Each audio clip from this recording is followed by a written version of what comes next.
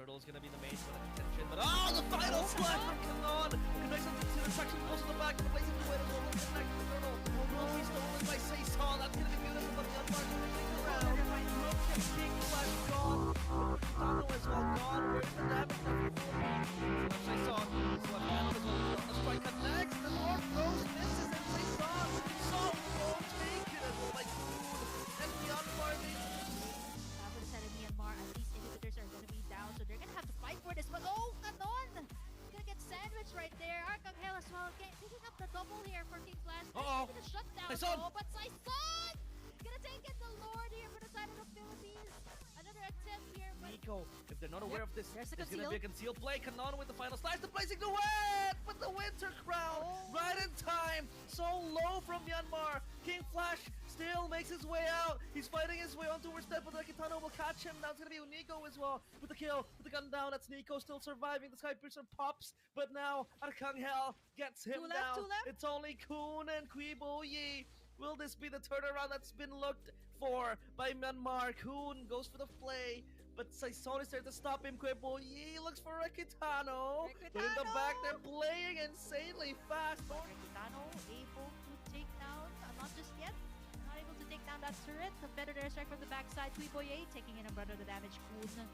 Saison trying to go in for Nico, but not gonna overextend there. But King Flash, whoa, just bursted down there. Juno going for the bravest fighter. Saison trying to pick off the back lines. Vigo gonna set something up. Minion waves are still alive. Saison he's gonna try to go in.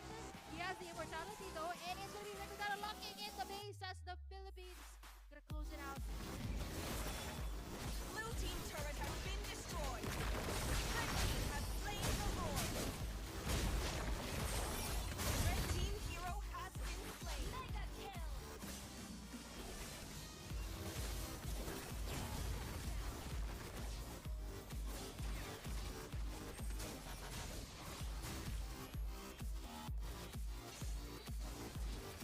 Red team hero has been slain.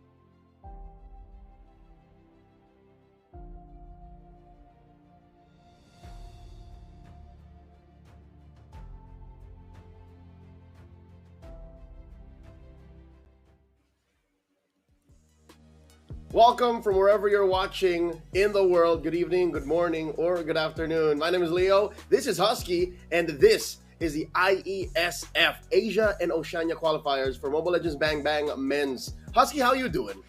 I'm doing great. It's been quite a while since I get a dabble in some ML casting. My first time at IESF as well, but I'm always excited for some great games. We have some amazing matches lined up today. The good old Indonesia against Cambodia rivalry. We got Indonesia against Vietnam, and some very notable names on the world stage. So I'm all down for action.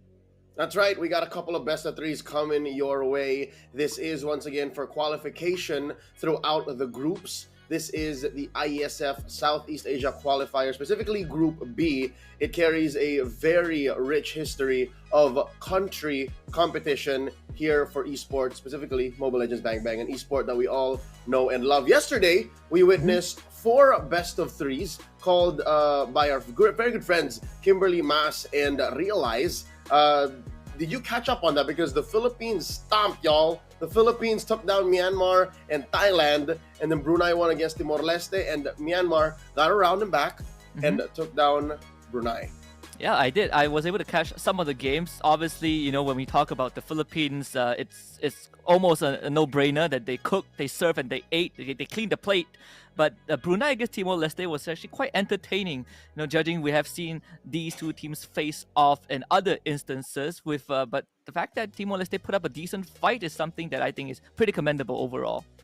I love that the metagame is evolving right before our eyes. Alongside our broadcast, the professional leagues of Indonesia and the Philippines are also running simultaneously. And I'm looking at the drafts, I'm looking at the metagames that are put forth. I'd love to see what Indonesia brings to the table. So that is what we are in for today. Real quick reminder of what the groups look like. Southeast Asia, there's a split between Group A and Group B. And then West Asia is split between Group A and B as well. 5 teams for Southeast Asia per group, and then 3 across West Asia's groups.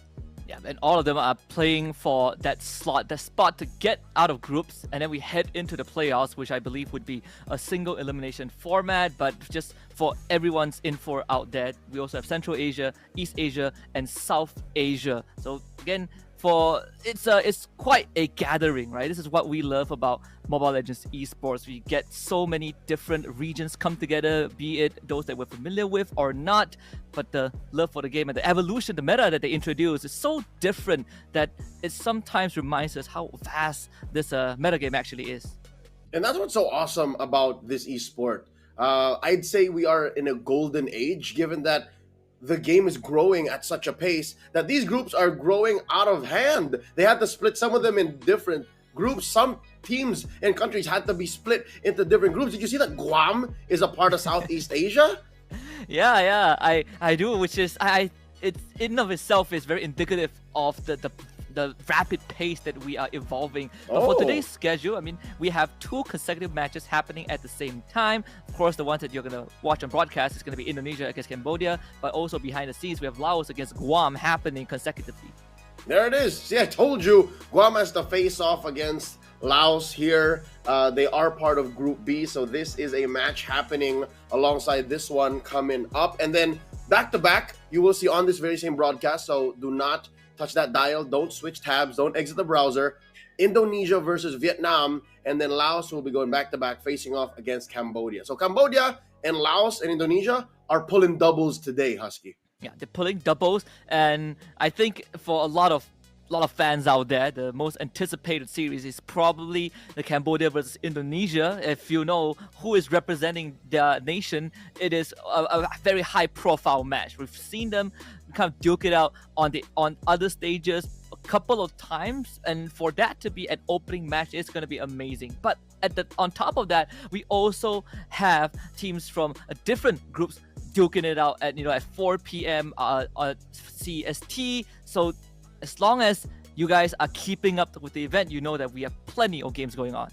That's right. We got some matches from Central Asia, South Asia, and I'm not mistaken, nope, we're not seeing West Asia in action just yet. So this is off stream, so please do stay with us and keep tabs. Follow iesf.gg on your favorite social media platforms, or iesf.gg, the website, to see the score updates. So that's what's happening today in the realm of Mobile Legends Bang Bang Men's. Now we have a few moments to talk about the current metagame. Husky, I'll tell you now, from the last big event we've had, that is the Mid-Season Cup, the game has changed maybe 10-15%. Very small patch that came in, 1.9.90.2. Nothing is groundbreaking here, nothing significant.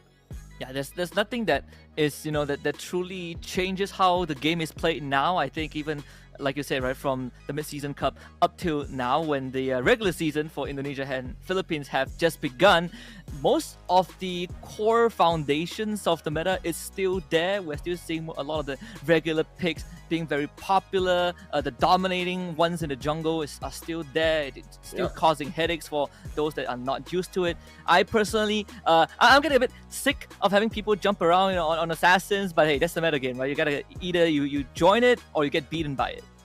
Based on what happened in MPL Philippines, I haven't quite dipped my toes into MPL ID just yet. That is something that we'll get a taste of here tonight. There's only 2 real assassins in the game, maybe 3 if you'd like to really push it. That is Lancelot, Yusun Shin, and Joy.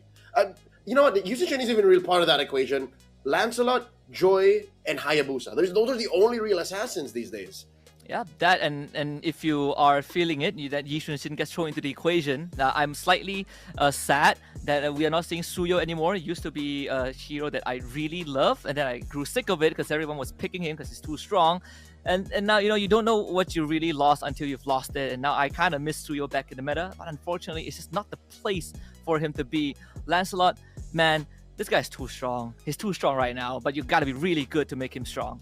I think the word you're looking for, Husky, is overtuned. Lancelot, because of what's possible in the metagame and because of what is demanded of teams in team fights, his adjustments in the last 1 or 2 patches just made him such a high demand hero. On the other hand, when it comes to utility, I think the only real utility heroes that survived or are still in demand are just Baksha. You know what's weird is, in MPL Philippines, I'll tell you now, a team picked Uranus. Lost with it, but I'm glad that they lost with it. But still, Uranus.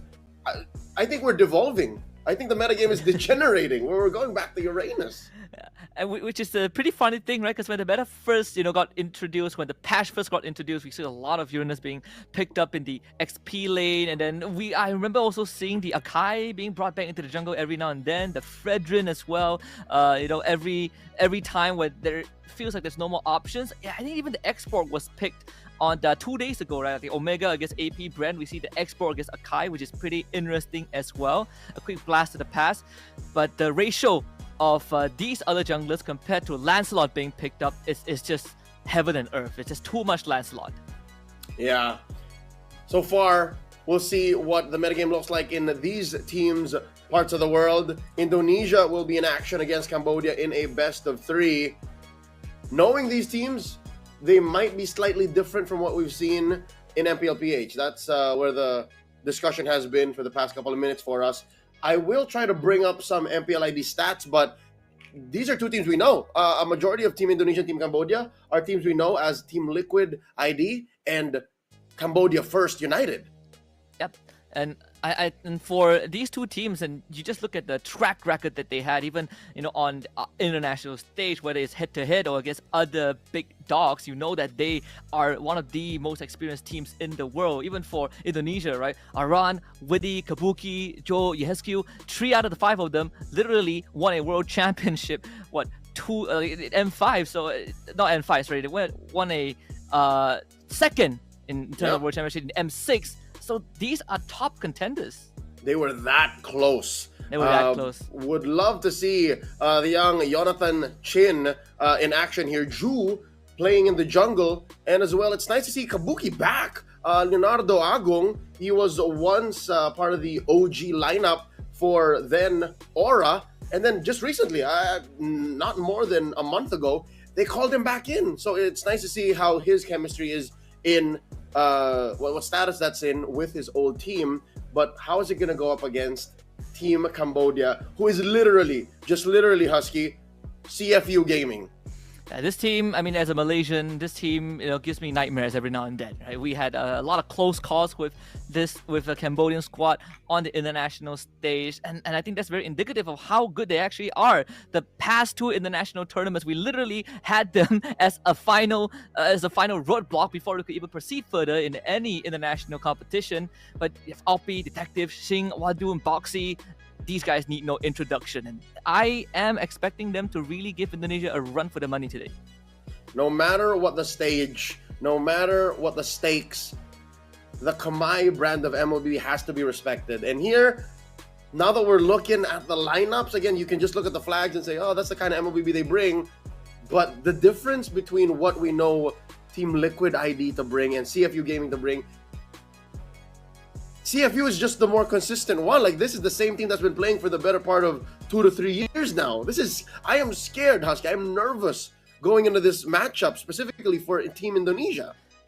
Me too. I completely feel you on that one, because it's the battle between a team that has been around for so long, being able to polish the play style, the chemistry, alongside a team that recently went through changes. Right, we are looking at the Indonesian squad with two of the bigger names, or two of the pillars being swapped out. And it's not to say that the prodigy of Fabian and Aaron Shiki is not going to cut it, but it does raise some question marks whether it is enough time for them to gel together well enough to take down the Cambodia Titans. Yeah, the game has changed ever since the heyday of these two squads. CFU in their most recent outing in their campaign in the Mid-Season Cup came up short. Even Team Liquid ID came up short in the qualifier for said international event. M6 was when we last saw these two teams really hit their stride, and CFU has always just been this close to greatness. So we'll see tonight if in this best of three they can show the world and shock us and take down Team Indonesia and get them 3 points. We are playing with points on the line to try and qualify out. Again, a 2-1 gets you 2 points, the one to the losing team. A sweep is 3 points straight, and then if you lose that, you get nothing in return. This is scary. I think Cambodia can do it. I hate to jump to predictions, but I think Cambodia can sweep Indonesia. I think there's a chance. In fact, if you just look at Group B alone, right, just by power ranking alone, whoever wins this series essentially has like 99% chance of topping the group and advancing to the next stage. So either way, whether it's Cambodia or Indonesia winning, if they can just win this series, 3 or 2 points, I think the rest of the group stage is going to be slightly easier on them. And that's a scary thought to watch as the other teams this opening series go down, and knowing that the winner is going to take one slot away from you. So here's what's scary about this whole situation. The top 2 scoring teams move forth.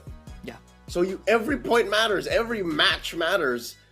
So Team Indonesia have quite the mountain to climb here, because even our fans, even the supporters of the respective teams, they're checking in. And I see you guys. I'm watching specifically on the Mlbb Esports stream right now. They're also surprised, like, why Kabuki, why Ju? They know that it's the original cavalry, the young stallions that they're looking for. And all the more because of that, for this breaking news that we're sharing right now, suddenly the Cambodian fans, oh my wow, they're just happy because these are the same dudes that they've been rallying behind for the better part of a year now. Yeah, I think that's completely valid, right? Like we literally just talked about, there are going to be questions surrounding this Indonesian squad. It's not like we are seeing them for the first time, at least not during the roster review at Iesf qualifiers. We also see them kind of start off the season in the local league, and again, there hasn't been enough data to support the fact that this is going to be the new cavalry, which is why it's so much easier for you to just lean on this representative Cambodia, essentially the CFU squad, to take this series, whether it's a 2-1 or 2-0. I think even the Indonesian fans are questioning, is this going to be it for Indonesia? Is this the team? Again, Indonesia had a very strenuous and meticulous selection process, and it has come down to this. Maybe it's the way the meta has evolved. Maybe it's because, as you mentioned, Suyo is no longer in the metagame. Alpha is no longer in the metagame. These are Favian heroes. Aaron Shiki no longer is he untouchable. He's very touchable, in fact. And the only real hero that he has in the current metagame are Granger and Harith, which often get banned. So how deep does the original jungler, the original gold laner, Aaron Shiki's experience pool with the likes of Moskov, with 1-1 go? Because 1-1 is also an auto ban in the current metagame. Yeah, and then you look at Kabuki, who has to kind of pick up the pieces, right? Has to take over the role, that the void that Aaron Shiki kind of left behind. And in the meta, where it is so demanding for XP laners to do well, and then people turn their attention to Aran, and he has already been, I think, under the microscope for the longest of time. When they finished second in M6, he was hailed as one of the pillars of the team. But when Team Liquid was struggling, people were also looking at Aran and we're like, what is going on, right? Why isn't this guy the same guy that we saw on the world stage a couple months ago? And now you gotta wonder, is this meta going to, again, shake things up for the Indonesian team, but in a negative way?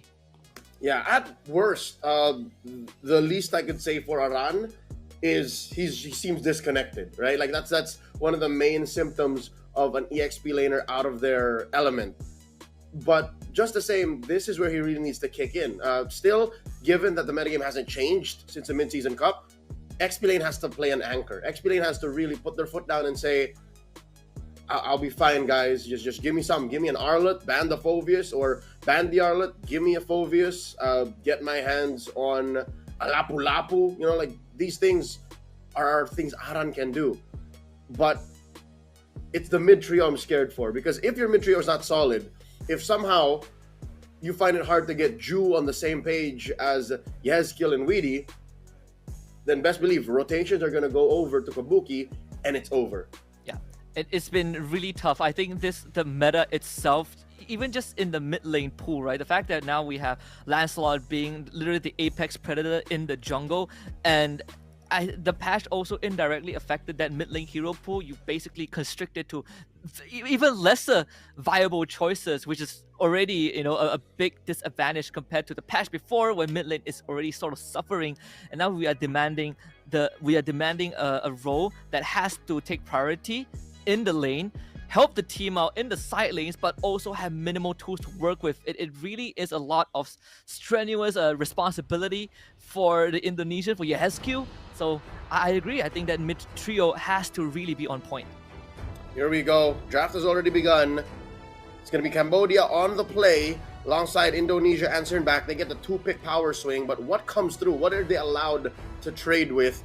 Lancelot, already banned out by Indonesia. Fanny, taken out. There's the aforementioned 1-1. The Zushin, the Kalia. Still open would be the Arlot, the Farsa, and the Yusun Shin. Yeah. You go for the CC, and you have first pick. It was questioned maybe like 2 months ago. It was a big question mark, but now we are seeing actually it does work out. Even in Cup, decision gets let through, and you know that Detective is not going to let that slide. Oh, Detective is a very dangerous man with the Yusun Shin. Macro control, carry potential when he hits his power spike. Indonesia, what do they trade with? Did they go with, there's the Farsa. The Baksha, safe. All right, so they're just covering their bases. They have rotational speed, they have artillery. Again, our worries about that mid trio, they're answering it now. How does Cambodia move forward from here? Do they lock in the Harith or the Granger in the first phase? I think I personally am looking at the Granger, right? It's not the worst. In terms of matchup into Harith, I still think you would want the Granger on your side, judging by the fact that 1-1 is already taken out. I wouldn't be surprised. Coming from Cambodia itself, if they decide to go hard on the first 3 picks, I think it's completely fine. I think the onus is still on red side to kind of fill out that third pick. I think if you, let's say you don't take Kabuki's pick, you can bet that the Cambodia squad is going to start banning him out and really choking him. Also, something to note, there it is, the Moskov. I was going to say, there's a big hero that also makes up for the macro control Abaxia gives. And look at this, the answer immediately. The Hayabusa to close up the first phase for Indonesia. So I do like this is a bit of a curveball. We have seen a Baxia second, and then you throw in an actual jungle pick. So like you mentioned earlier on, it does cover the basis of the mid trio, fast rotation with the Baxia and Farsa, quick level 4 gang, in fact great level 4 gang potential too when Haya gets his ult. So the question is, how does Cambodia answer the possibility of a late game comeback? If ever it goes sideways, right? If some way, somehow Indonesia snowballs, I'm still worried about Cambodia's in-base defense because they have mid wave clear. I wonder if they can answer that with something in the EXP, a damage EXP. I'm confused why the Arlot and the Phoveus and the Lapu Lapu are still open. This rarely happens. I agree. I think if you want wave clear, then suddenly Arlot doesn't seem as good. I mean, you still want setup. The Selena herself isn't sufficient. But I feel like if you want some die, maybe Lapu Lapu is your next best bet. It's decent damage. But the current pool doesn't really have, good heroes in the XP and roam to help you clear lanes fast, right? You're relying on primarily the mage, but in this case, I think only the Moskov has that capacity to do so. Yep. And it looks like Cambodia is afraid to commit to the Arlet because they still see the Phoveus is out there. The Claude gets locked in by Kabuki. It's an old school pick for the franchise player for Liquid ID, now playing for his country. Team Cambodia, they have to lock in their EXP laner and the roamer here. Did get the Cho band out. Just now we saw the Indonesia really respecting Boxy. That's one of his signature, his most comfortable pick. It's more towards that XP lane, right? No glue. I mean, there's still Phoveus and Arlet. You could take. I want to say Arlet, but then you need a roamer that can really kind of follow up with that. It has to be a package right now. They don't really have the setup aside from a Selena. So okay, Arlet and the Hilda to deal with the Hayabusa early on. In this case, maybe you throw the Hilda onto Rome and then EXP Arlet. Depends on what the matchup is. So that's one of the cool things Team Cambodia has done here. And of course, you respond with a Phoveus.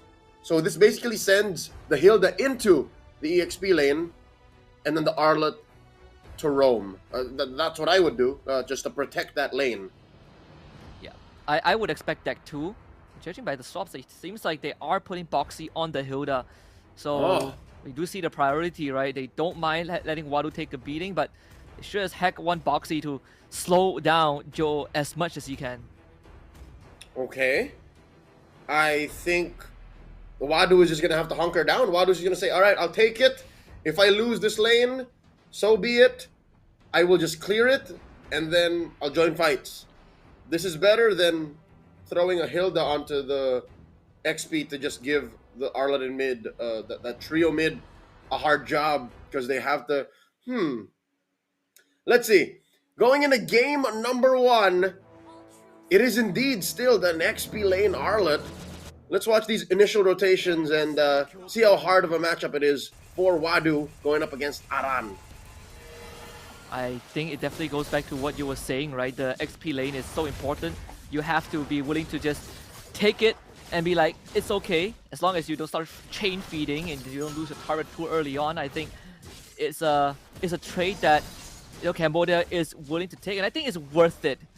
But again, the condition has to be you keep the lane as a dead lane and you don't end up letting the enemy jungle snowball out of an early rotation. And between these two, I think it's likely, oh, what's up? Top lane, big action already. Just 3 members of Cambodia on the top side. Of course, for Aran, he doesn't really care about that. This Phoveus can hold his own. Detective is the one that needs a bit of attention with Witty in the jungle. Should be able to get the purple buff for himself. Witty just getting information. And attempted steal, doesn't really get it, but it forces a flicker out of Oppie. And Boxy also needs to run away. Shadowkill comes out, first blood for the side of Indonesia, and now they want to somehow get this Hayabusa out of the way, and they will do so with the slam of the spear, 1-for-1 trade in the Cambodian jungle. Ju gets taken out. Good trade here for Boxy, and that immediately gets rid of all my worries. Oh no! That's Witty getting punished! He didn't exit the lane, the jungle fast enough. I was about to say, Ju is the one who should be more likely to snowball, but that gets shut down. He died so soon.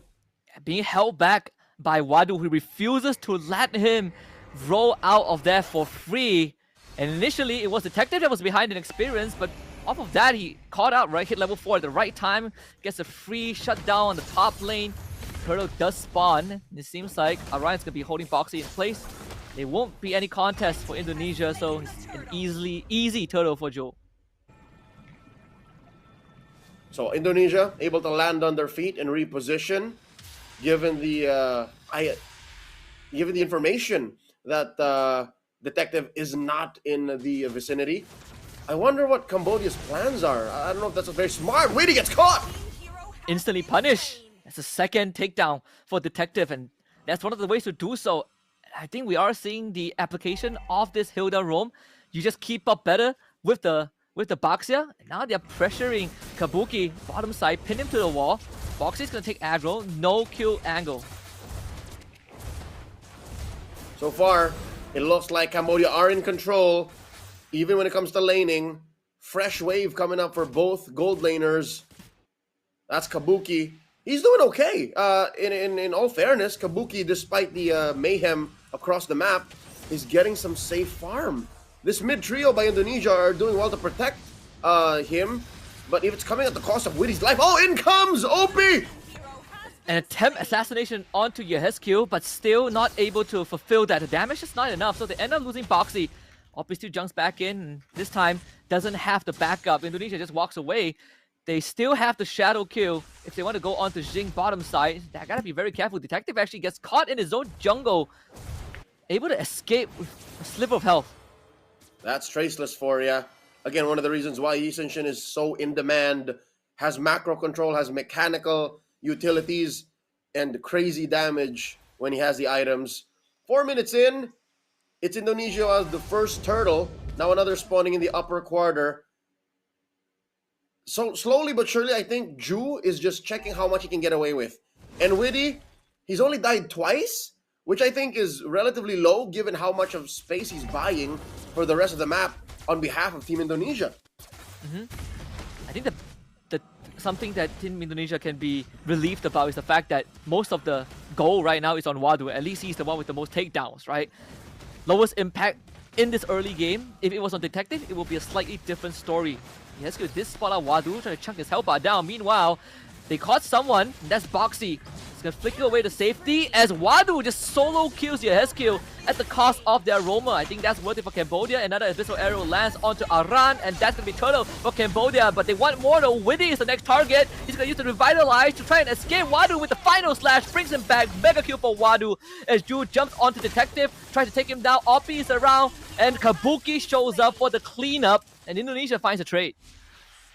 Call that killing two birds with one stone. I believe Kabuki was just going to mid to double lane and get some farm, but suddenly he walks away with a kill.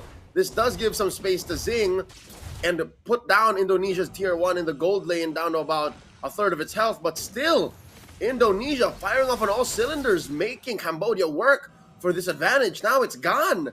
There's not even 100 gold between these two squads. As close as it can get. Definitely what was expected out of this opening match. I mean, fortunately, Detective didn't get that kill onto Witty, because that would have procced the killing spree. Maybe get a snowball going in that earlier fight. Now the pressure shifts over to the bottom side, but once more, Team Cambodia doing very well with Boxy. Even though he has gone down 3 times, he's keeping up with the rotation and making sure that the core members are safe. Yeah, between the trading Boxy is doing with Witty, I'll say keep it up, young man. Keep it up. Keep going, Christian. Keep forcing these fights and keep jumping Wadu onto Aran here.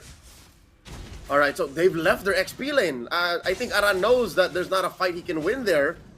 And Zing gets the first push. All thanks to Detective forcing Kabuki back. So that's turret in the bottom lane going over to Team Cambodia. They even force out with his ultimate. Gets slowed down by the arrow, pause to revitalize, pin to the wall. That should be an easy kill. That one, Jing will be picking it up. And unfortunately, the flicker final slash a bit late from Wadu, but still they force Kabuki back. A spill of destruction up top doesn't connect onto Ju, so he gets free turret damage. Okay, so so far this is good for Cambodia, despite just having 1,000 gold. I'll say the fact that Zing is getting farm, Zing won his lane, and Zing is now up on gold, I reckon, but down on EXP. I'm thinking, how does he reconcile that? Where does he go? Does he go for a switch now? Or does he expect the fact that he can keep dominating his lane, keep staying here, and then force someone to respond to him because he can actually go coast to coast? Looking at the items, he actually is up by 200. That's not bad. They use the detective ult. They saw and attempted steal on the purple buff, and Aran, unfortunately, he gets pinned down. And that's another takedown. Jing finds his second kill. Only person, I think the only person with space right now on Team Indonesia is probably Ju. The arrow now connects onto Kabuki. The pin doesn't really follow up, but ooh, Kabuki dangerously low. Lethal Ignition almost taken down, but SOD will connect. Perfect snipe from Jing. Mid tier 1 goes down. Team Cambodia continuing a snowball. Boxy jumps onto Ju, and Shadow Kill will allow Ju to get the kill, but Wadu on top of him and just takes him out with the vengeance. He is straight up unstoppable on this Arlet.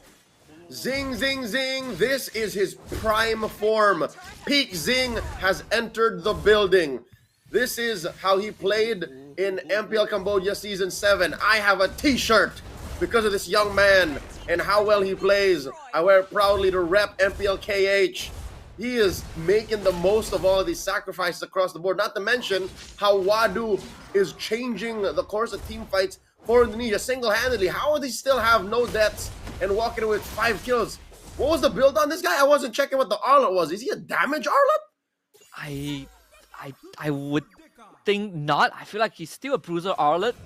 He's just getting all these free resets, right? All these crowd controls from his teammates are triggering the passive for him. Oh! Boxy's gonna get punished. A 5-man gang squad in the bushes. Still want to follow up 4-man final slash. Jing now goes to work, but the Feather Airstrike is gonna push him back. More than enough for Indonesia to force a retreat from Team Cambodia, but at the cost of Aran, who ends up going down. And now the snowball will begin. The boat connects onto Ju. The Tracers, not enough, but Wadu once more to the rescue. And Team Cambodia comes up with 3. Mountain Shocker is just too good. For the past 48 hours, Husky, I have been drooling and salivating at the best parts of most team fights started. Mountain Shocker with the stun right after. Look at this, Cambodia blitzing the Lord. Can they do this? Oh, they can. They get away with it. They don't get punished. It's a free objective with Ju not around, and we actually saw the item from Wadu. He went Hunter Strike into Oracles. Now he just got a magic dagger. So you're right, he is going damage, and that explains, like this, when we came to the game and we saw Wadu on the Arlet, we were thinking that, okay, his job is just to hold the lane against Aran and, not chain feed. He's chain feeding on the Indonesian players. He is 7-0-3, Leo. This is gross. I don't know what to name MVP right now if Cambodia were to win and run away with this. Wadu or Zing. I think they're competing amongst each other now, more so than just to get glory for Cambodia. Team Indonesia up against the walls here, down about 4K, 5K safe. Detective just secured his Blade of Despair, so it's kind of hurt. Wadu threatening here against Ju. Jumps onto him under the tier 2. They didn't really take care of the structure. Wadu, if he gets away from this, it's going to be a blasphemy, but thankfully he does end up going down. Boxy able to hold the front. SOD doesn't connect. Witty will now have to start backing off, but unfortunately I think he has overextended. Mountain Shocker, the boat hits the air, and Witty gets away. Unfortunate that the shutdown got on Wadu, and best part of it all for Indonesia, it went to Kabuki. Am I right to say that it went on Kabuki? That's a lot of items and a lot of money you put on that Claude right now at the 10-minute mark. That's a very needed shutdown, right? Puts him closer to the Winds of Nature. He's 600-700 gold network behind Jing. They both are essentially going for the same item build, with Jing just getting his Winds of Nature. But if Indonesia just drags it out a bit more, then Kabuki will be in the same spot, and it allows him to stay safer from Detective as well, because without the one, Detective can literally 3-shot him and not allow him to be in the fight with the Blazing Duet. That will change in a bit. I think it's a bit of a overextension from Team Cambodia. They didn't really need to do that. But for Team Indonesia, they can breathe a sigh of relief. It's not over just yet. I think Team Indonesia have a solid high ground defense. They also have quite the power spike. Again, this is a relatively greedy lineup they drafted. Triple core, the Farsa, the Hayabusa, and the Claude. Not to even mention Aran might even start popping off with his Phoveus, which, again, possibly might be the most underwhelming part of their draft. Do you agree, Husky? Because we haven't really seen the Phoveus threaten much against anyone from Team Cambodia. No, in fact, he was just getting chain control, right? Like, he wants to join the fight. There's really nothing much he could do. There's no ideal target for Aran to jump on. I think he just has to accept the fact that he's a sponge. He's going to soak up damage as much as he can, and then let the rest of his team do the job. Because every single time we see Aran showed up, he's either forced away from the fight or he just gets chain CC and then killed off. And it's been a tough time for Aran. Again, he's forced to be an anchor. He has to somehow find a way to make these fights last longer so that Indonesia can find a more favorable position here in this 11.5-minute game. They're down 5k. Suddenly, Cambodia found a lead again after the shutdown. Arrow thrown out. It's just Weedy. Wow, Boxy's life is just so much more valuable. His deaths are so much more efficient for his team. Weedy coming in. Really wants to force an engagement, but can he soak up enough damage to his team? That to be the case. Wadu! Again, a flicker final slash to the backline. They take out Ju. And a double kill for Detective SOD. Barely dodged by Iesf, but this fight done and dusted. Once more, Wadu being the difference maker. Cancelling the feather airstrike alongside the ultimate engage. And Cambodia comes out with 3 on top. For free, Husky. For free. Not a single member fell by Team Indonesia. They tried. They gave it their old Boy Scout try. But it only got them here. With Cambodia inside their base. Down goes the mid lane inhibitor. Top lane gonna follow through. Aran is trying! He's gonna try and soak up as much output as possible. Even jumps in with the Infernal Pursuit, but you know that he's gonna go down. Mega kill for Detective. Wadu doesn't really accept the final bounce. In fact, Ju gets away with nothing to boot. 2 low health members on Cambodia and 2 inhibitors down for Indonesia. And the Kamai squad Blue team turret get away with Grand Theft Orange. This is still a good position for them. They can actually try to take the Lord here, but I think they need to recover the map. Bottom lane looking juicy for Team Indonesia. Big fat wave rolling through there. The jungle still rife with farm, so that is OP and Zing clearing it out. But look, I don't know if this is the right call. Husky, Weedy is still looking for a play. They're down about 8,000 gold, and he's still looking for a play. I think if they want to make something happen, it has to be quick, right? It has to be in and out. Maybe you throw Weedy's life away, but you get a valuable takedown for Ju. It's a tall task. They are quite far behind. Mountain Shaka unleashed, and now Weedy once more caught, and he's going to be sacrificed. There's really nothing that he could do at this point. He gets info for his team, but now this Lord is in jeopardy. Another arrow connects onto Aran. Indonesia basically shut out from the objective, and Team Cambodia finds the second Lord, but I think they can go for more. SOD connects, shallow kill, forced out.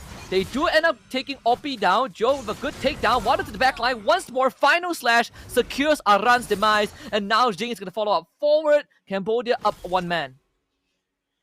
Regroup here for Team Cambodia, readying for the assault. Lord gonna be spawning in about 5 seconds.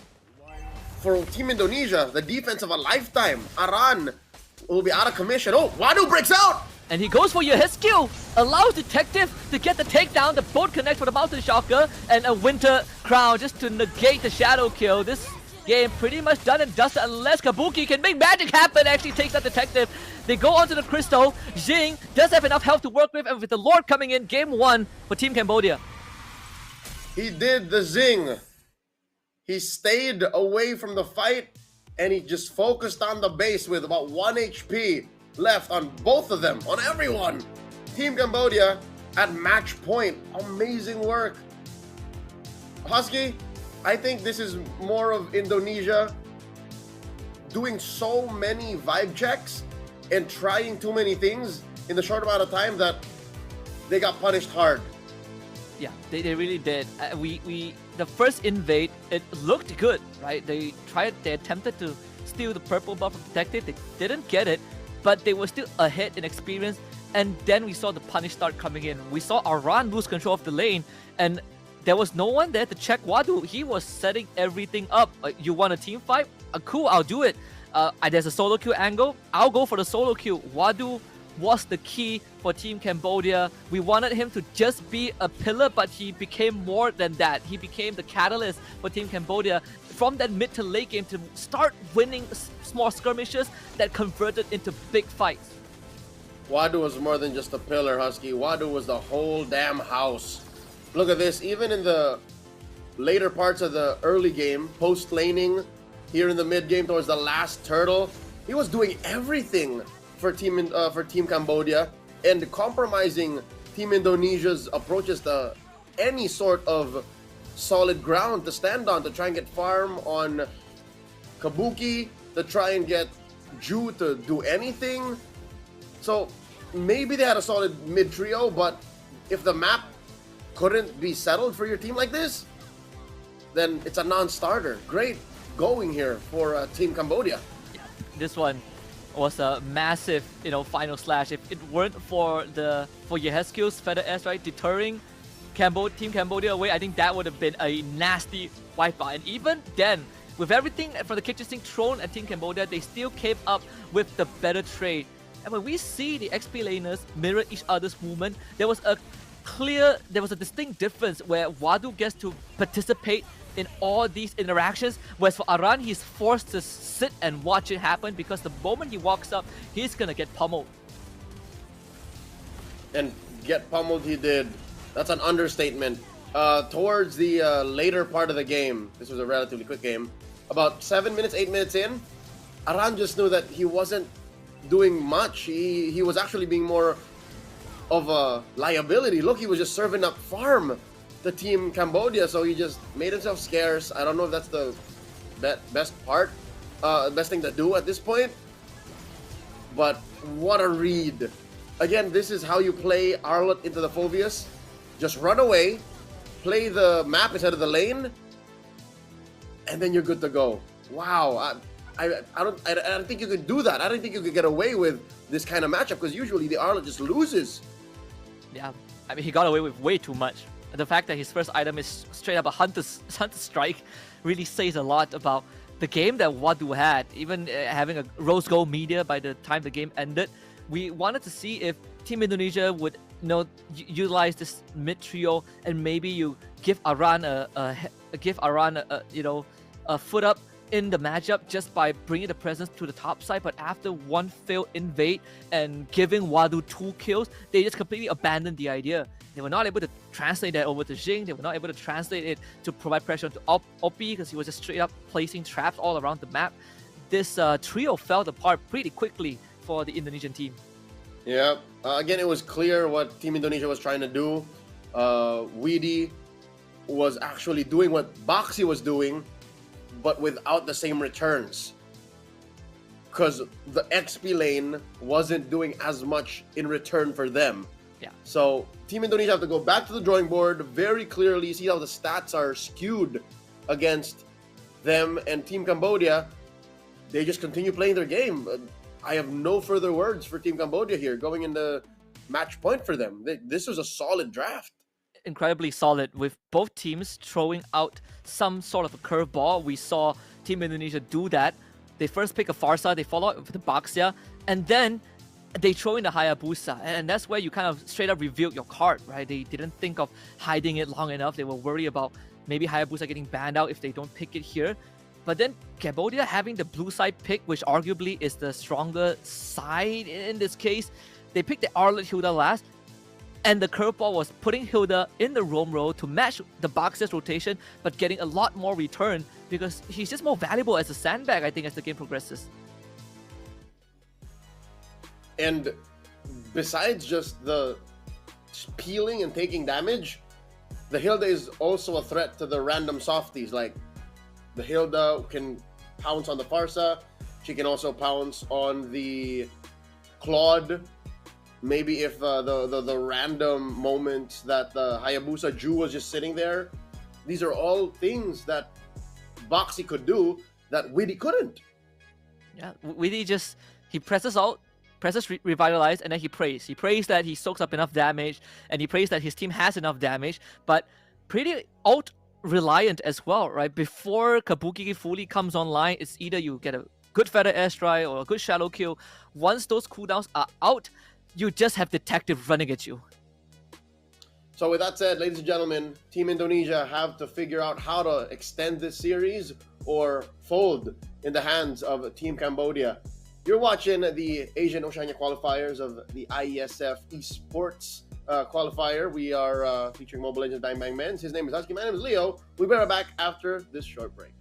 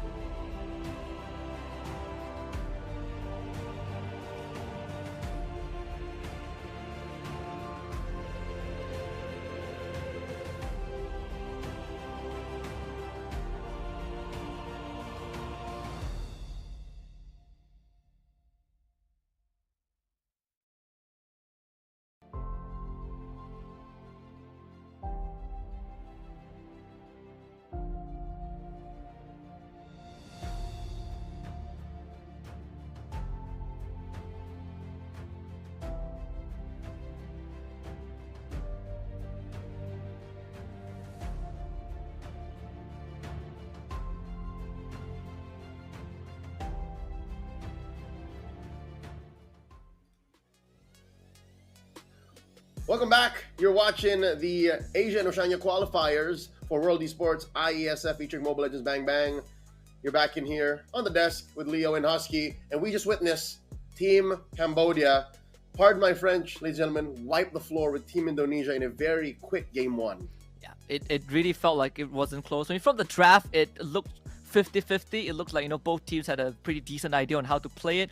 But once the first 5 minutes elapsed, we can clearly see the power difference on how in sync Team Cambodia was, how fast they were playing the draft, and just everything falling into place. Despite us, saying that the XP lane is going to be the dead lane, the static lane that doesn't interact as much, it ended up becoming the lane that defied the game. All right, Husky, for the sake of a second chance and the benefit of the doubt, what if Team Indonesia are just pushing the boundaries? What if game one really was just a giant vibe check to see how much they can get away with? I wouldn't put it past them. I mean, knowing this team, even back in the local league, even last year, they have been a team that vibes, right? Like they get a good vibe that day. They get up to a strong start. They get to play fast and hard. It's like this meme that I remember the team putting out is the cycle of their winnings, right? We win, we start losing, we try to find our vibe, we lose more, and then we win. And if we are following that chain of cycle, I think we're at the trying to find our vibe back process. There's only so much finding that you can do before you notice that, hey, series is over. And that literally comes here now. Because after this game, if they can't find a way to win against Team Cambodia, who literally does not know what the breaks are, then they have 0 points. And that's what makes me think otherwise, that this is more than just a download game for the Brawl server representatives out of Indonesia. Points are on the line, man. Unless you sweep, that's 1 point you gave over. It's not free for you to do that. So now they decide to go blue. They will start here. They'll ban out the Lancelot, the Farsa, and the CC, and then Team Cambodia will take out the Fanny and the Wanwan. Ah, so they still ban the CC on the blue side, right? The red side ban, understandable, but this blue side CC ban, it has to mean something. Right? On red side, it's like, okay, you don't want the CC first pick. We've seen that the mid-season cup. We've seen it work out for some teams, but on the blue side ban, which means Aran maybe is given priority, and if that's the case, you take Arlet here. I mean, Arlet has to kind of go up on the list, because if not, then what else could that mean? Yeah, they gotta. This has to be the Arlet or not. It's a Baksha. Do they even decide? Are they even thinking to flex the Baksha? Because if this is just Widdy's pick, like, I don't know how important it is to have Widdy on the Baksha now. I mean, the Baxia, Widdy, like Rome Baxia is probably like a May thing. It's like more than 3 months ago, right? More than 3 months ago when you know, Gabe decided to bring it to MPL Malaysia, you know, and be like, hey, this is a Baxia Rome, and then we saw it in MPL ID as well, but it quickly faded away. So if that's the road that they're taking, I feel like it's a pretty weird hill to die on. And to do it so soon, to do it so quickly. Here now, Team Cambodia brings back an old flame.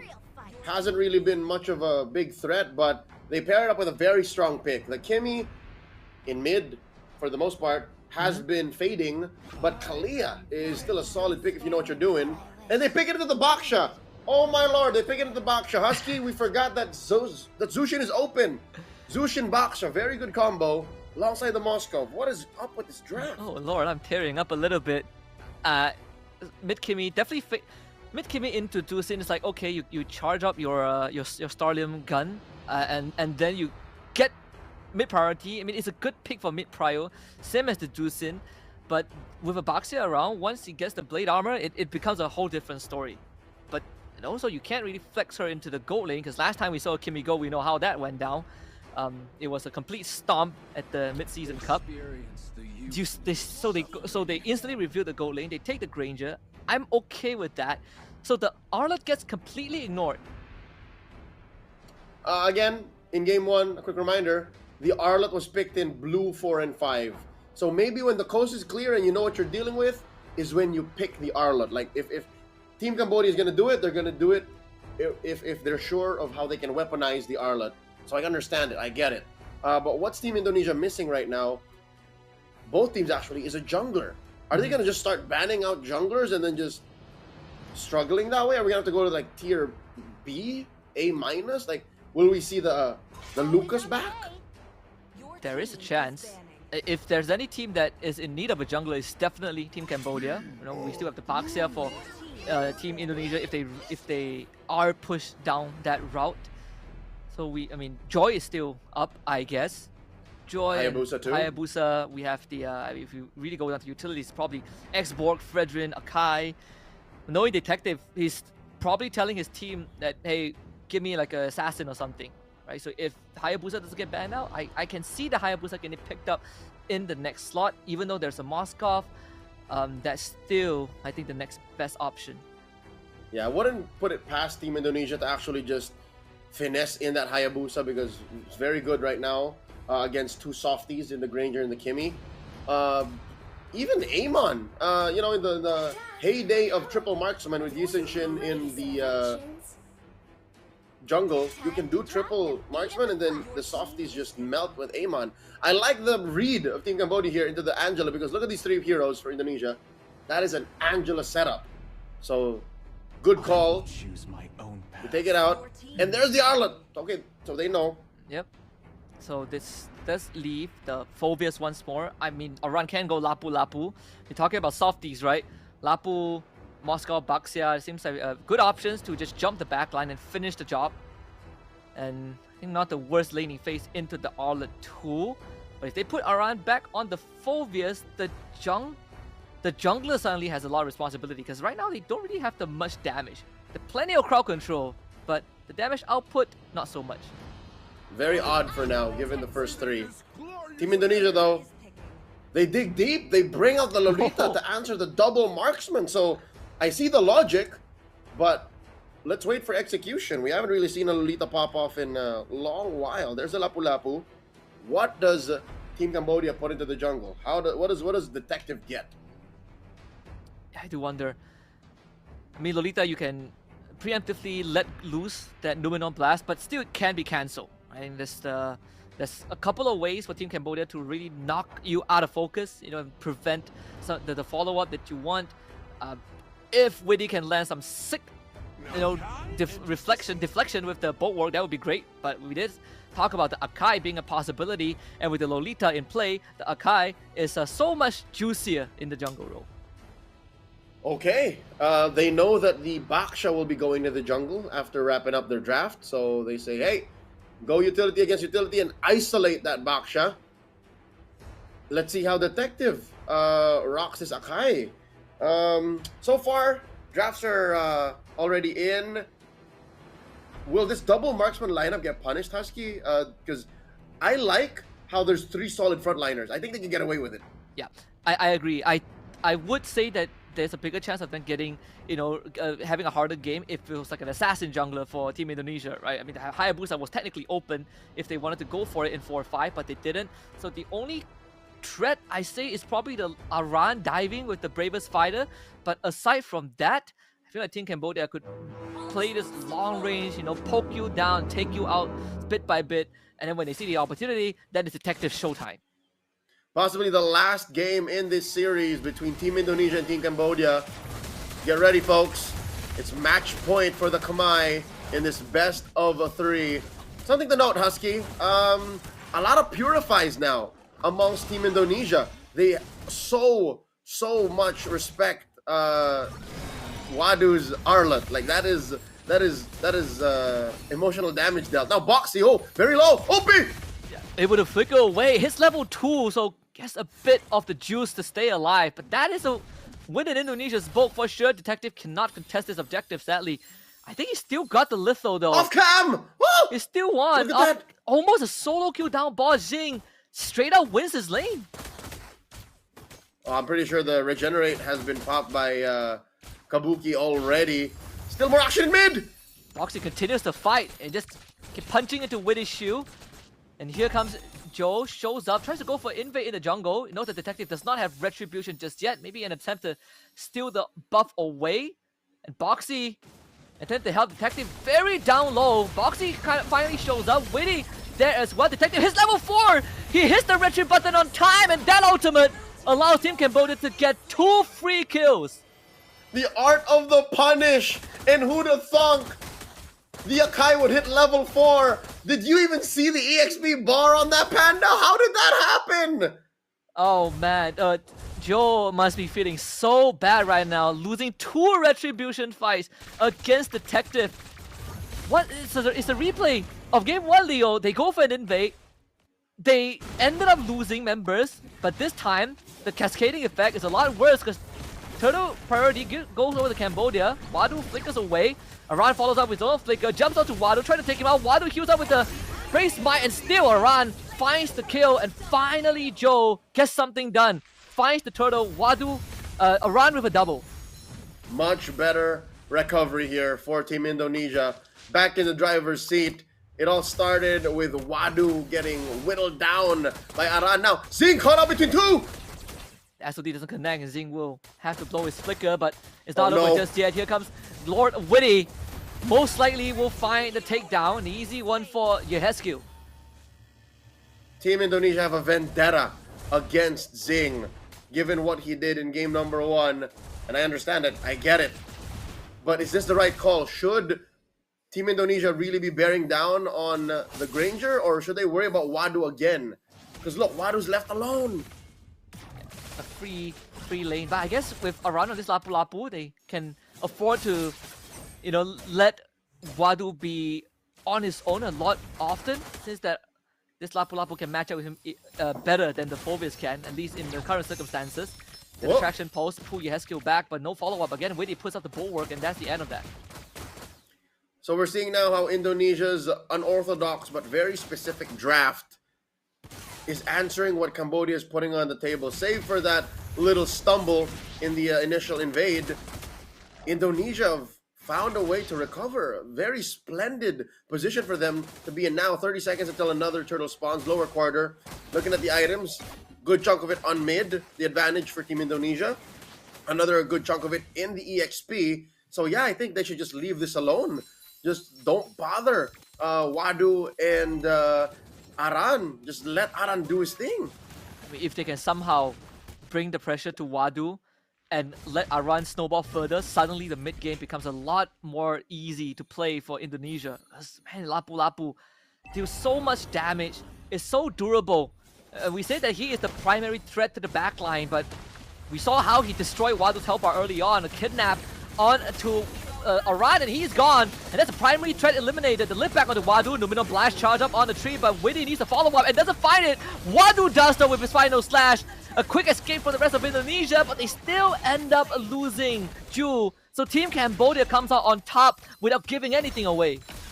By God, they could have even taken down Witty. Christian just got away barely. And oh, SOD finds one! Zing! Oh, is he gonna press it? With Boxy, definitely not. Woo. And free gold for Xing.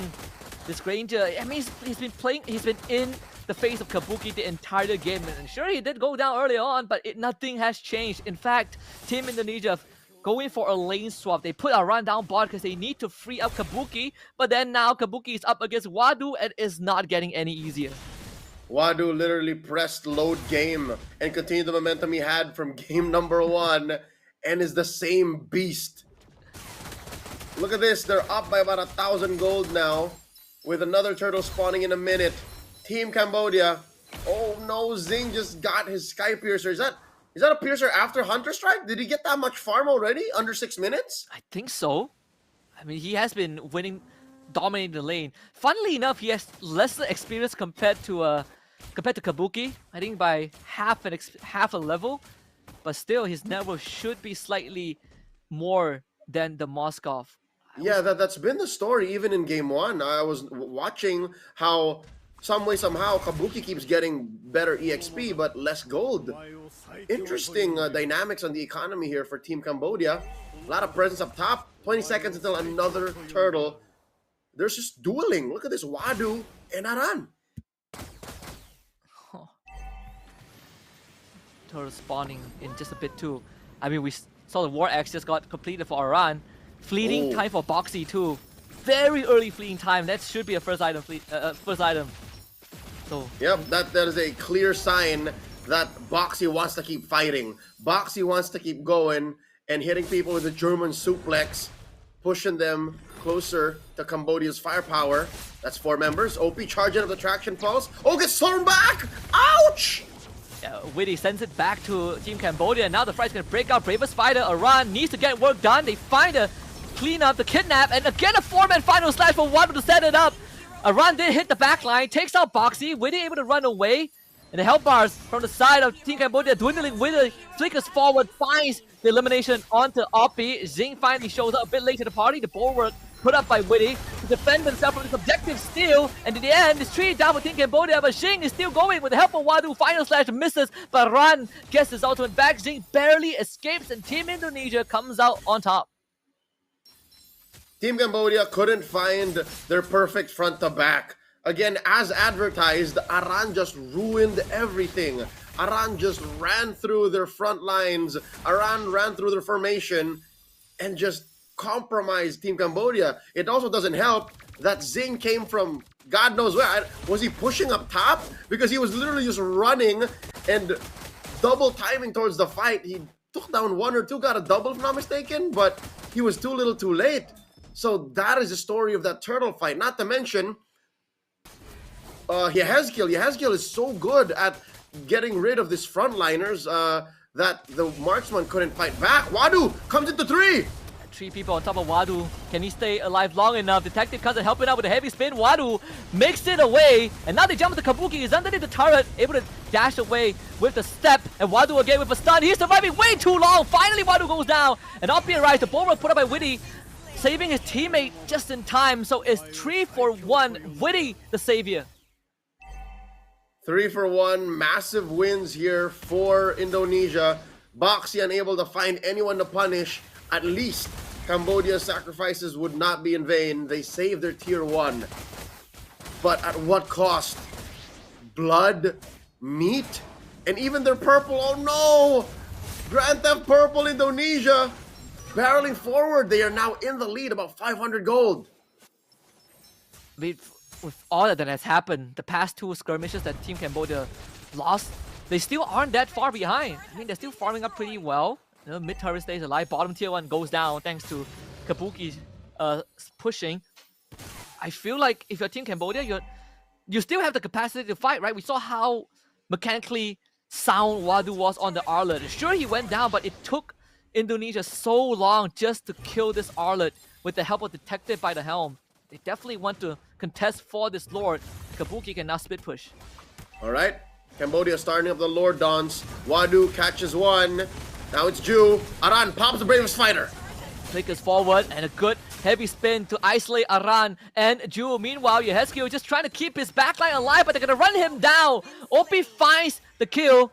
And now for Team Indonesia, it's just buy time for Kabuki to keep split pushing. 2 turrets fall on the top lane, and Kabuki has gotten the job done. Flicker forward, follow up for Boxy just now. Wasn't able to find anything, but they were able to execute Ju. Another Sky Piercer stack given over to Shing, the 3rd of this game. Holy Shield pop on the top inhibitor. Witty, Kabuki, and Aran show back up. Aran's gonna have his bravest fighter back up again. Jump to the back line. OP with the damage. Final slash from Wadu. And both Witty and Kabuki go down. Aran to follow. Team Cambodia wins the extended fight. You cannot team fight against a lineup like this, especially when you are short on bodies. Team Cambodia played the defense well up top. Team Cambodia forced Team Indonesia to respond in the turtle pit, the Lord pit now at this point, and get away with so much. Now it's their turn to punish. OP building himself the Blood Wings, able to withstand even damage being thrown out by Aran. So here's one way to deal with the Lapu Lapu. You overload him with stimuli. You give him so many targets from different positions, and the next thing you know, Indonesia are chasing too many goose. They're chasing too many targets and they get split up themselves. Here's a concealed play coming in. All just to push mid lane tier 2. Cambodia in control of the map. The Lord still pushing too. They have a very good wave setup on all 3 lanes. They're in a prime position to pop all holy shoes as well. So Kabuki is going to try to stop the bottom one from going off. But it's going to pop in 30 seconds regardless. Team Cambodia looking for the first inhibitor top side. And now there's going to be a tidal strike into a grab bag. There goes your jungler for Team Indonesia. The bulwark gets put up by Witty. They keep the inhibitor healthy for now. Half a health bar to go. New mid wave comes in. And now they engage. They just blow up Yehezkiel. The Wiseman is gone. And it's up to the 3 remaining members of Indonesia to hold the fort. And they will do just that. But at the cost of an inhibitor. Cambodia comes in unpunished, unfettered. They take away that inhibitor. They take away 2 in Ju and Yehezkiel, and they give no quarter. Looking at the items right now, huge gaps between the cores here. And this is very difficult. Oh wait, the answer, a half-cocked Numenon Blast. And Boxy is still able to grab a target. Has Cambodia been on more than they could chew because they just lost Boxy. Aran with a good stun. They will take out Detective. Wadu desperately trying to get away. Traction pulse reflected by Witty to deliver the 4 for him, and Kabuki cleans up. And Team Indonesia turns it around. A maniac for Kabuki. To answer the question, yes, Husky, yes. Cambodia may have bitten off more than they could chew. And now Indonesia are running it in mid. Straight up, they might actually end this. It's all 5. Only Boxy will spawn. And I don't think there's enough time. Team Indonesia barely pulling it off, but it's more than enough to send us to game number 3. Heartbreaking loss for Team Cambodia. They had that game, and it was theirs to lose, and they did. Now Indonesia forces us to go all the way, denying match point. Now they get momentum. They do. It's definitely not the way you want to lose a game. I think Cambodia, they had the control. I mean, even the item progression tells you the story that they want to go hard and fast. It came at a time, first item fleeting time for Boxy. Even the Granger had like almost full item, right? He was about to get a rose gold meter at one point. I feel like all they needed to do is just to play slow and patient. They got 2 inhibitors already. They didn't really need to rush, but the overzealousness came at a cost too heavy for them to pay. Husky, they went too fast and they totally missed the pit stop. They ran over their own men, and now they have to recalibrate, regroup, and this was literally a game where they had to just slow down for a second. And this just shows you that despite Indonesia having a different roster, their senses and their instincts are on point. Their hunger for victory, their killer instincts are sharp as ever. So you can never count them out. Cambodia, this is a hard lesson to learn from, man. Mid-series too. Yeah, and Cambodia, like these players, this is not the first time that they experienced a defeat of this sort, right? Of where they had a control of a game and it slipped out, underneath their fingertips in a matter of seconds. But I gotta say, this Lolita pick, a lot of hidden moments where Witty was actually the hero. The amount of projectiles he was reflecting. Of course, one of the highlights being the final moment, he reflecting that traction pulse, allowing his teammates to clean up the fight. But up till that point, again, Team Cambodia were in total control. It was Indonesia that was overextending. It was Indonesia overestimating their output and getting punished. But it doesn't really matter if your opponents are also doing the same, overestimating their capabilities. Here you'll see in the mid-game to the even late-game transition, Cambodia really found a way to split up Indonesia. But eventually, in one final moment, in a second of a vulnerability, Indonesia were able to funnel through Cambodia. And it happened here in this part of the map, no? In the orange side of the jungle, wherein the stars just aligned. Indonesia just put Cambodia where they wanted them and wiped them out. We'll see it here in just a bit. Yeah. I mean, even this sequence got me worried for a bit with how long Detective and Wadu were able to hold on in the top lane. Of course, Indonesia still came out on top, but this was the final moment, right, where they really just overstepped. Like the front line was out of position, Wadu ran out of support, and then just good old Witty with the bulwark to allow the cleanup. Kabuki gets to show up. We talked about whether Kabuki can fill in the void of Aaron Shiki, and he did it this game. Kabuki is a vet. He is a consummate professional, and he knows what is needed to get done. And here he did. They got the team all the way to a chance to take the series back. That was a 13-minute game. That did not feel like 13 minutes. It actually felt a little longer. Yeah, we call Team Indonesia, the roster from the Brawl server, but hey, we can't forget about the Cambodian squads. They love to brawl as well. In fact, they brawl even harder. Scrappy, hard, chaotic, but they always make it seem like it's a dance. Like, it's just like that they kind of trip over their own shoelaces.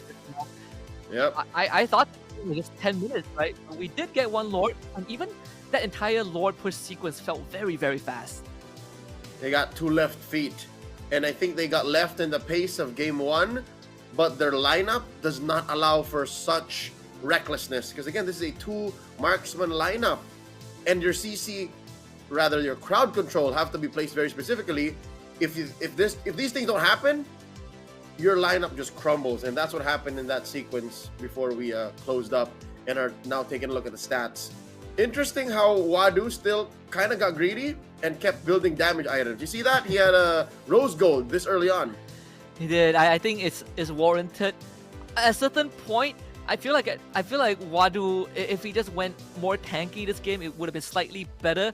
They didn't really need like his damage output. You get that from Xing and Oppi, but perhaps they were playing from ahead and they were just playing to win, right? They were just let's overwhelm Team Indonesia. And then we end the game before we scale off, and this one came back to bite them just because of a quick lapse of judgment. Yeah. Instead, I think they got overwhelmed. They're the ones who had all the options and saw what was possible and forced their way into this position, which they got punished for. So with that said, we're down to one more game. We have the decider, the rubber match in this best of three, coming your way in just a bit. I don't know what to say for Cambodia here because it was so clear. It was just that one moment wherein they forgot, oh no, we're a double marksman lineup. We shouldn't have done that. Yeah, I mean, we had a moment of worry whether this is going to end up being a 2-0 sweep. And, well, the game 2 has proven that it is not going to be a sweep. So Indonesia gets another chance. With that said, we are going to go to a quick break. When we come back, the conclusion to this best of three between Team Indonesia and Team Cambodia coming your way. Stay with us. We'll be right back.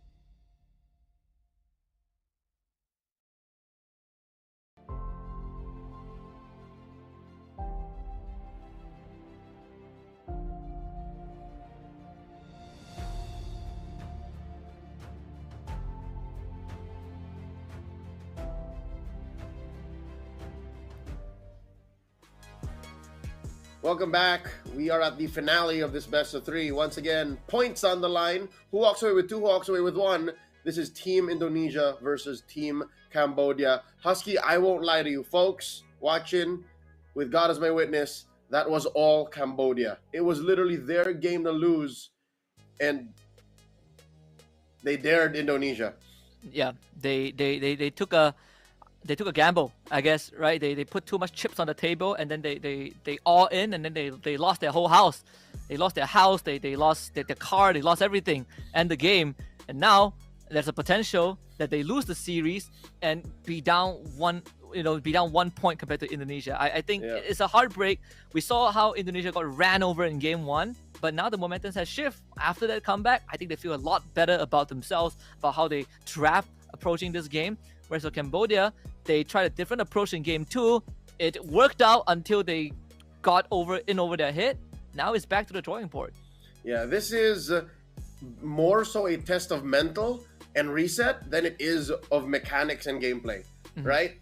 I'm pretty sure Cambodia have sound understanding, sound meta know-how, because again, their drafts, maybe more so the first one, are on point. The second one, oh, they were getting a little spicy, you know, like, but I think going into game 3, they have to clear out all doubts. Going into game 3, pretend like game 2 did not happen. Because the more that they think about that, the more Indonesia gets into their heads and are more likely to get a reverse sweep. Yeah, and I do wonder if they are going to prioritize the Moskov again. I mean, Moskov has won both games.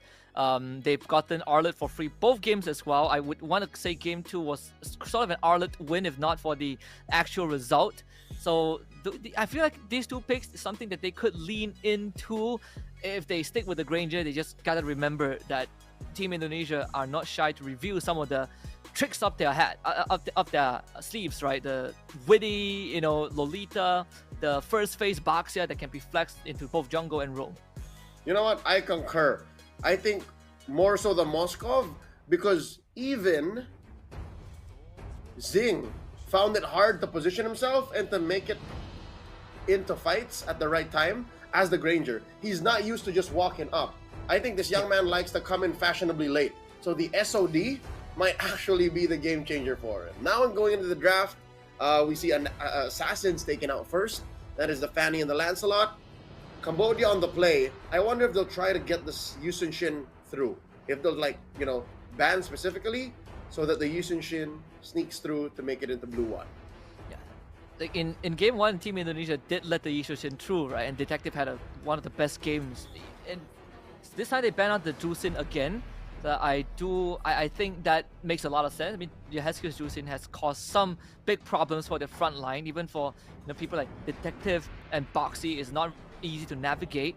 But I do like how Indonesia is respecting the Yisun Shin. They're not going to take any chances. Okay, this rarely happens, folks, that the Lancelot and the Yisun Shin are banned in the same side. But the message is clear, all right? Ju would rather not deal with Detective on either of these heroes. So we will see a different pick. Cambodia now, 1-1. Oh, 1-1 is still at large. 1-1, Baksha, the usual suspects. The one hero that was banned out, third pick for both games for Indonesia, was the CC. So that, let's see if they go for that again. If the 1-1 gets let through, I mean, it's one of Xing's comfort, right? We've seen Xing on that 1-1. He loves it a lot. But CC banned out by Cambodia this time. So this ensures that at least that maybe the 1-1 makes it through now. The Farsa, the Baksha. So does Cambodia steal the Baksha? Do they do that here? I think they can. If they don't, what else? I mean, Hayabusa for the jungle. If not, they can take Farsa, I guess. So they do take the Baksha away. High commodity. Now what? Liquid, and in this case, Team Indonesia have played with the Baksha all through games 1 and 2. How do they answer for this missing piece? They're one of their comfort picks in the draft, whether it be in Rome or in the jungle. Farsa X, Farsa something would be good here in the first phase for them. Yeah, Farsa. I mean, the Kalea is still open. Could Farsa Kalea is a combo. Kalea. Yeah, it's a very easy to execute combo. Great kill pressure. They could consider that. I mean, there really isn't much option left in the mid lane. They take the Moskov. I also like this approach. It has been a very important hero in the series, Farsa Moskov. Okay. So this is good. Again, the fact that even Zing would most likely want a Moskov more than a Granger, plus the Farsa that just covers bases in any mid-trio combo.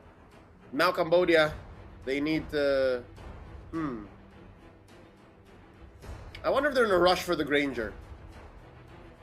Or will they risk it to leave it open so that they maybe end up with a Harith or a Granger after bans? I think they also don't want to reveal where this Baxia is going this early on. And that's one of the... I guess that's one of the traits you get if you pick the Baxia first phase. So Kalea and the Kimi... So yeah, Baxia gets revealed. It's going into the jungle for Detective.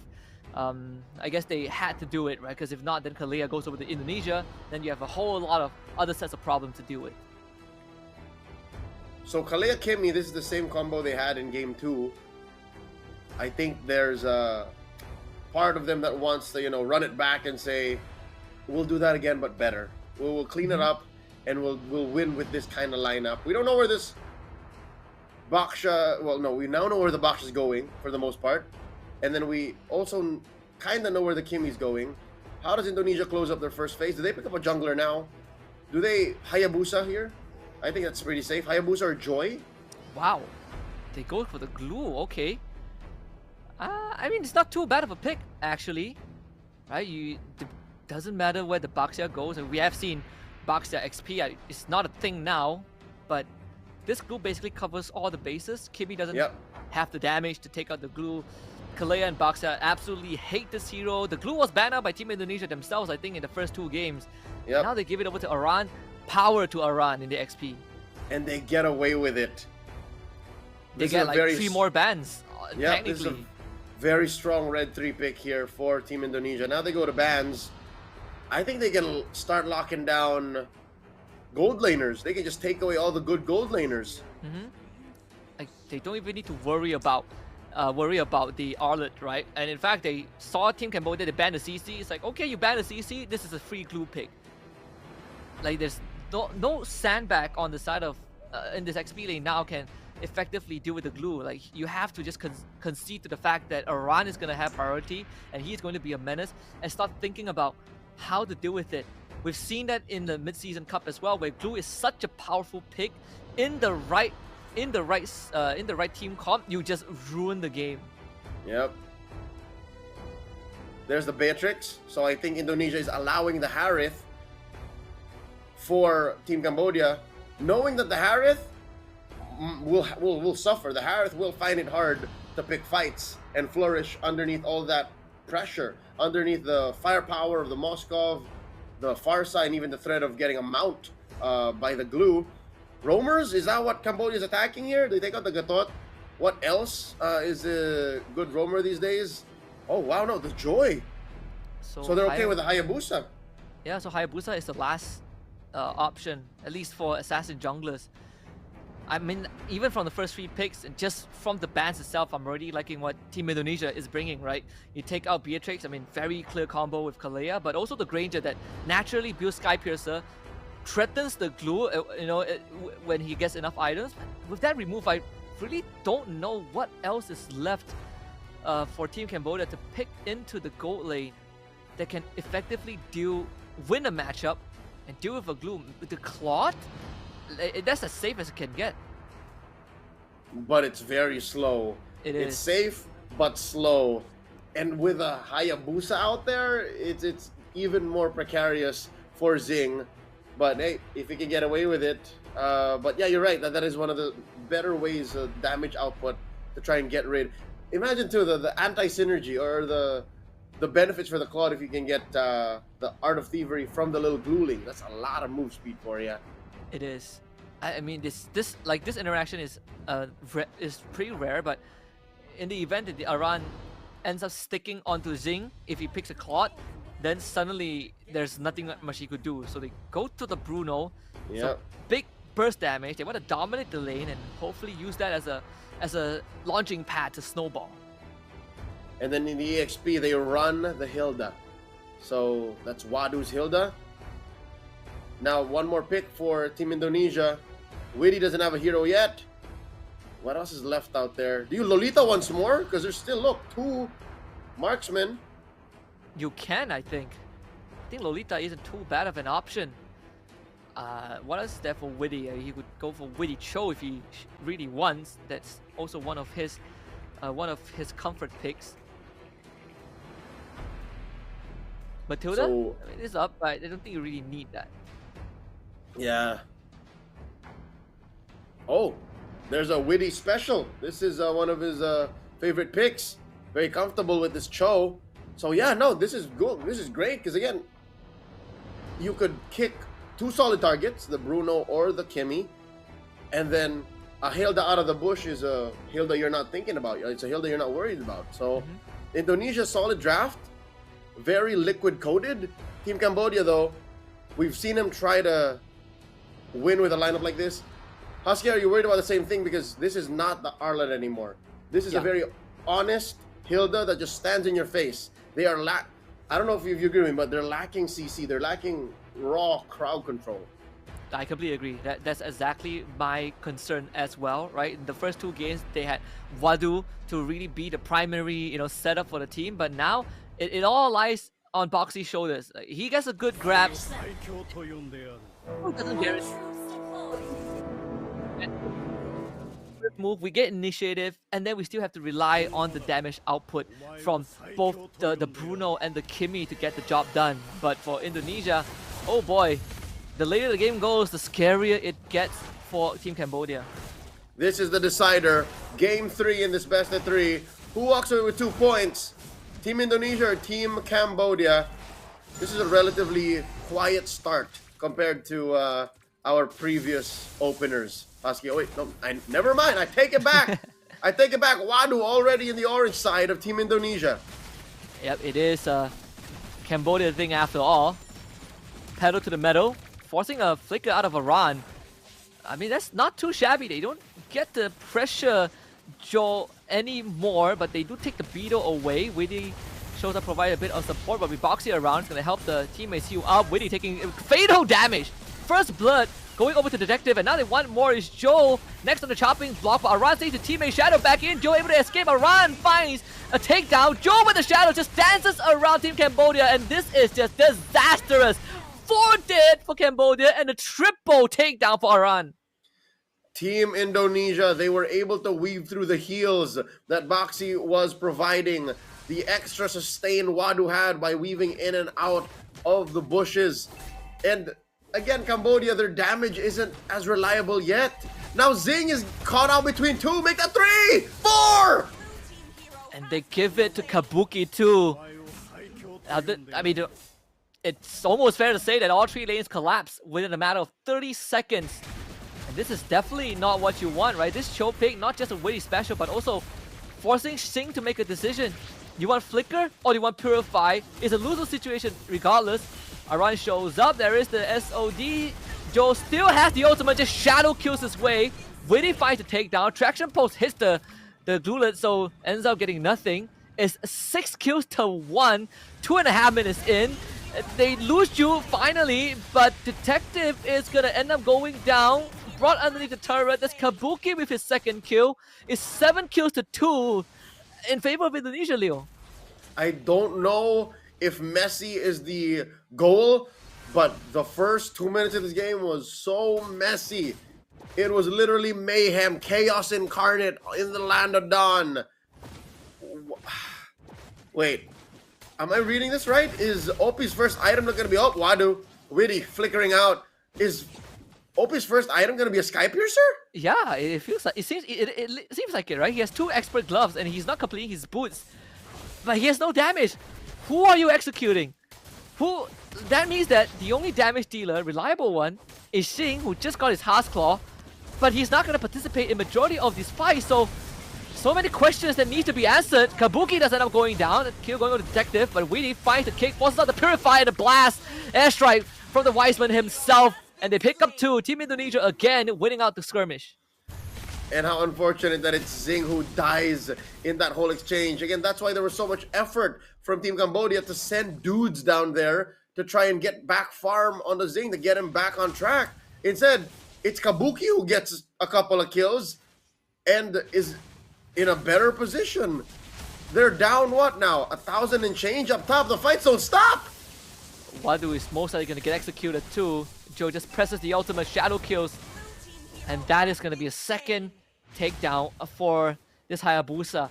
I mean, Leo, despite it being so bloody, the fact that Cambodia is less than 2k behind, I guess is not too bad in the grand scheme of things. And the turtle spawn, let's see if they can regroup and, recover from here. There's a man advantage for Indonesia, and it's already broken out. And the kick onto Boxy too. Joe gets the turtle, and unfortunately Boxy doesn't grab anyone. The SOD connects, no follow-up. allows Team Cambodia to find a kill or two for themselves. They lose Oppie in the process. That's around with a mega kill streak, but at least Team Cambodia gets something in return. That's a 2 for 1. OP for Witty and Yehezkiel. I say that's still a wash because they did lose out on the turtle. Detective throwing no caution to the wind, trying to hunt down Kabuki. And oh no, it might be the same story as game 2. Conceal from Witty. Xing doesn't have flicker, so they just jump onto him. He's trying to weave his way in, and now the Shadow Cube bounces on the Detective. So Xing able to survive that. Witty not able to catch up, but they lose Boxy in the process, so Indonesia still gets a win. That's a clear 1,000 and change up for Indonesia. And the map, they're just so much speedier rotating onto the map. Even with Detective here. Ran finds the mount, sends him over. Traction pulls only onto Witty. Fortunately for Wadu, he really can't do much. Oppie also needs to stay safe, and well, this time Indonesia really, they don't get much in return. Feather airstrike though, it's gonna shut down Oppie, who just isn't aware of where Oran is at. Indonesia going full brawl server, and Cambodia are enabling them. Cambodia are actually walking into these fights looking for them. That is a tsunami slam onto Aran. In comes Wadu from the back. Oh, that's an unorthodox amount of discipline. They didn't pick that fight. And there's no damage from Cambodia. I mean, Jing's soccer balls aren't hitting hard enough. They're deflated. They're gonna try again. Without Tsunami Sand, they still got a title strike, so yeah. Boxy gonna sacrifice his life. No, he pressed the conceal in the end to somehow survive. They find Yehezkiel, so that is a shutdown for Team Cambodia. Yehezkiel taken out. Closing the gap, but just barely. 2,000 between Indonesia and the Khmer. One more concealed from Witty. Who's he looking for? Finds the slow, around flickers forward. They want Z. He gets out of range, but the SOD connects Kabuki with the kill. And now Kabuki is out of position. Doesn't get a cooldown for his reposition, so Oppie gets the punish. There's the Sky Piercer for this Kimmy. Around walking away. Detective sees this going on, but he's a level behind Joe. This should be a free turtle for Team Indonesia. Detective will try, but in vain. Gets kicked backwards and now out of position. Pops to the Puissance, takes the Eye of the Storm. Cyclone Knight gets away, and they disengage. Consider me confused. I am not used to this kind of high octane Mlbb. Just throwing bodies and catching fists. Indonesia able to make sense of it all and try and stop what was going on in the turtle, but I don't know how Detective did that. He just, it was a 1v1 and it was obvious that Zhu was actually up, but Zhu couldn't secure. That's a turtle, the final turtle for Cambodia. And third turtle is always a lot more important too. So it is, I mean, good news for Team Cambodia. They still are 2,000 behind. They have a, a boss cup they need to deal with. Bottom lane, Boxy gets kicked back. Most of these go down to the Shadow Strike. Xing trying his best to do damage, and now Kabuki joins in. Gets found out of position as Water chops it in half. Xing's gonna be the next target, and he also out of position. Double kill for Joe. Wants to look for Oppie, doesn't find it, but Wiseman is catching up. Oppie executes it with a Sky Piercer. Witty over the wall, couldn't find it with a Chicken. No, Oppie somehow escapes as Detective saves his mid laner. Witty trying to run away here. Wadu has eyes on him, has to let him go. Oh wow, Zhu was there. Zhu was just pushing. He does have the ultimate. Can jump onto Wadu. He has max stacks. Boxy tries to save Wadu and is successful in doing so. I mean, talk about a high octane game. They still are going. They still are willing to fight. And now it's Witty with the kick. Gets jumped on by Wadu. Witty tries to escape. Goes down to the retribution of Detective. As both teams continues to trade body. It's Aran next. Here comes Joe and Yehezkiel.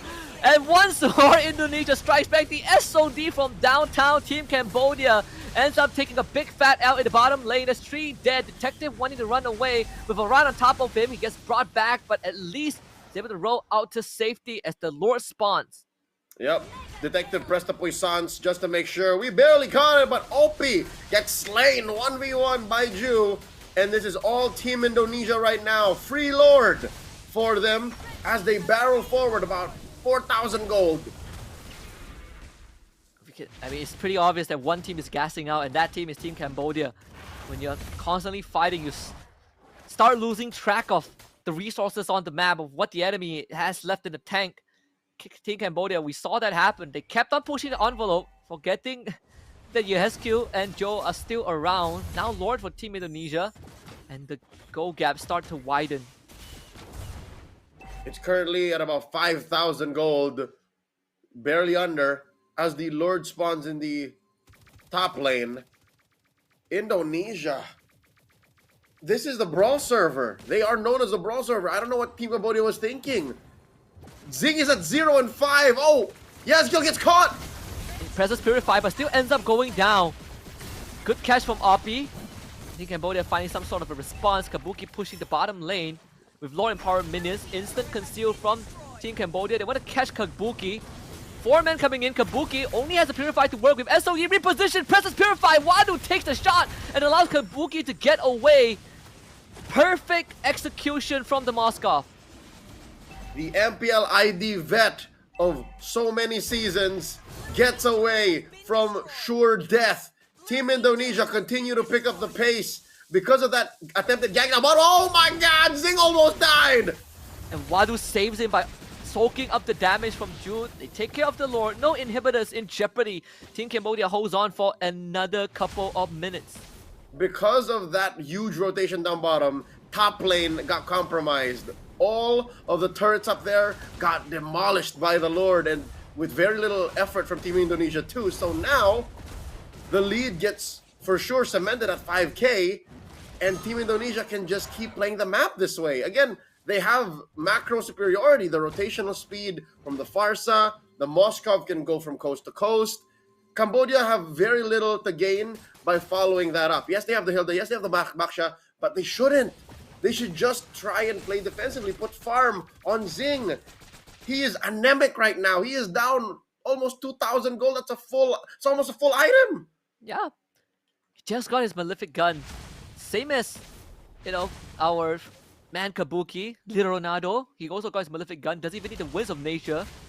Because as long as Zing can't touch him, he is just straight up safe. That extra range is going to help him out for sure. Indonesia, they can just keep holding this ground. It's not like Boxy will want to engage anyways. Every time Witty shows himself, it's a no-go for Team Cambodia. And Witty here, I don't know if this has been checked last by Team Cambodia. The conceal coming in from Boxy, spots Iesf. They want him gone. He presses Purify, he gets away. Detective on the case. As the fight now splits into 2 parts, Zing needs to back off. They find the assassination onto Oppie. Zing gets jumped on. Aran misses the engage, but there's just too much from the side of Team Indonesia. Witty can't get the kick off, but Leonardo Kabuki is just cleaning up the backline. Cambodia, they lose focus and they lose 4. Team Indonesia can just run it down. They smell blood in the water. It's endable for Team Indonesia. Only 1 defender, just Detective left. They want to crack the case, but unfortunately for Team Cambodia, today is not the day. No Sherlock Holmes moment. Team Indonesia complete the reverse sweep. It's 2-1 in the opening series in the group stage. They can't crack the case. Instead, they crack the base. Indonesia, turn it around. Reverse sweep, 2-1. You know what? Halfway through this game, Husky, something clicked. Indonesia just stayed the course. I think this was more of Cambodia. I'm still struggling to figure out what Cambodia was doing. The thing that Kimi picked was just not it, right? Like they give themselves kind of a bad hand. I mean, this part looked good, but Aran, he just kept healing up, and in terms of early damage, there's just too much from the side of Team Indonesia, and the fact that they already had the draft advantage, you give them a lead like that, it just makes the life for Team Cambodia so much harder. Yeah, okay. Benefit of the doubt, like the draft, I even took at face value. I even thought to myself, this is okay, like this is winnable. But the way that they were playing, the way they were constantly throwing themselves at Team Indonesia, like a desperate romantic, like please show me attention, please love me, let me win these fights. Indonesia wasn't going to take that. Indonesia was going to give you their best. They were going to reposition, and look at this. Oh, Iesf gets punished, but they still get the job done because they still put Cambodia in a very weird position. So Indonesia had all of the incentive to go crazy, but Cambodia, they should have played it close to the chest. They should have been more conservative with their farm. Yeah, and this is the straw that broke the camel's back, right? They just overstayed. They want a run, and they end up losing 4 members in the process. So it really just a lot of things.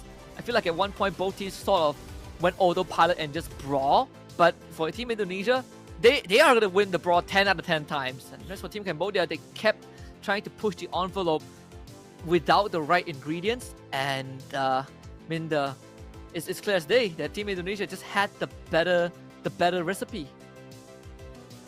And in the series that played games under 13 minutes, Indonesia ended this the same way.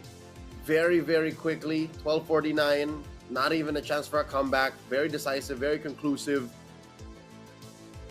Indonesia, they're in action again later. They'll be facing off against Vietnam. I wonder where this puts Team Vietnam mentally.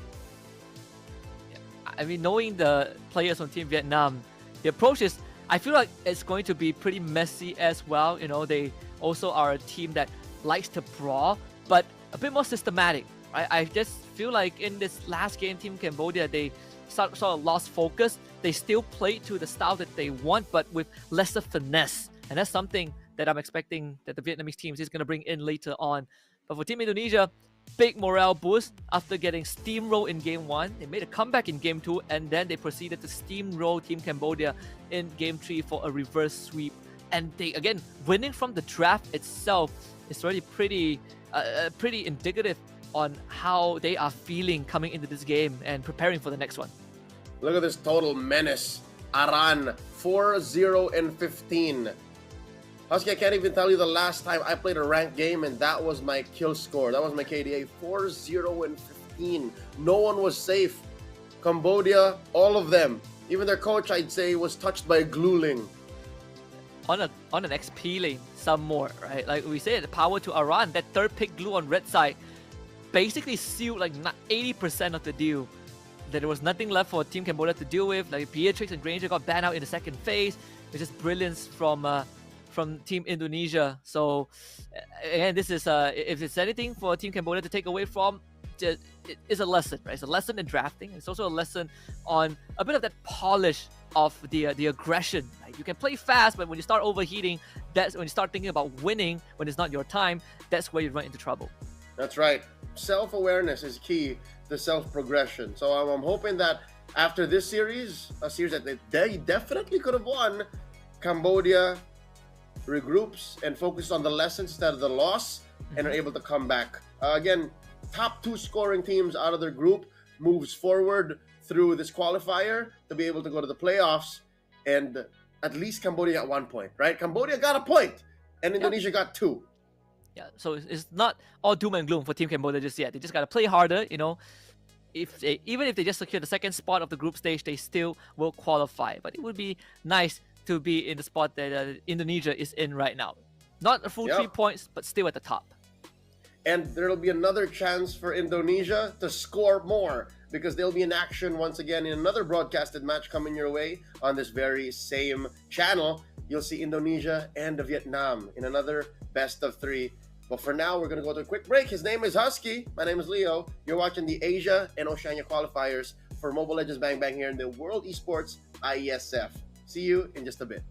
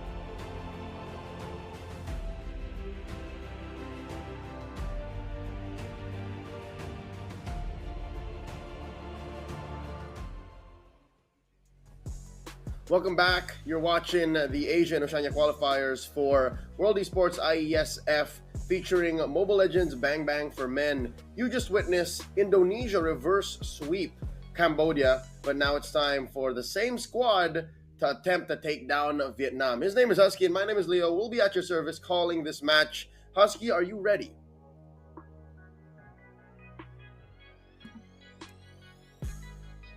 Yes, absolutely, Leo. I mean, we have quite a series coming up in just a little bit. I mean, Indonesia, they're coming off of a pretty insane momentum. You know, again, getting a reverse sweep on the team Cambodia, who gave them a heck of a royal beatdown in the opening series. But you know, coming into this, we can definitely be sure Indonesia is going to feel really good about themselves. You did post the question, how are the Vietnamese, how are they going to manage their mentality coming into this after witnessing the high tide that the Indonesians are on? And I say, just treat it normal, right? Like don't overthink, don't get overwhelmed. Just play your game, and then perhaps you could force a reset.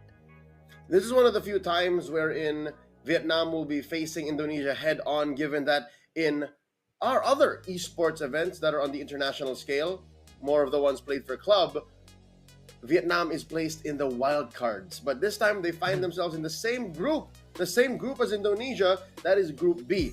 And they're looking to equal the odds and get more points so that they can be the ones to qualify for the playoffs.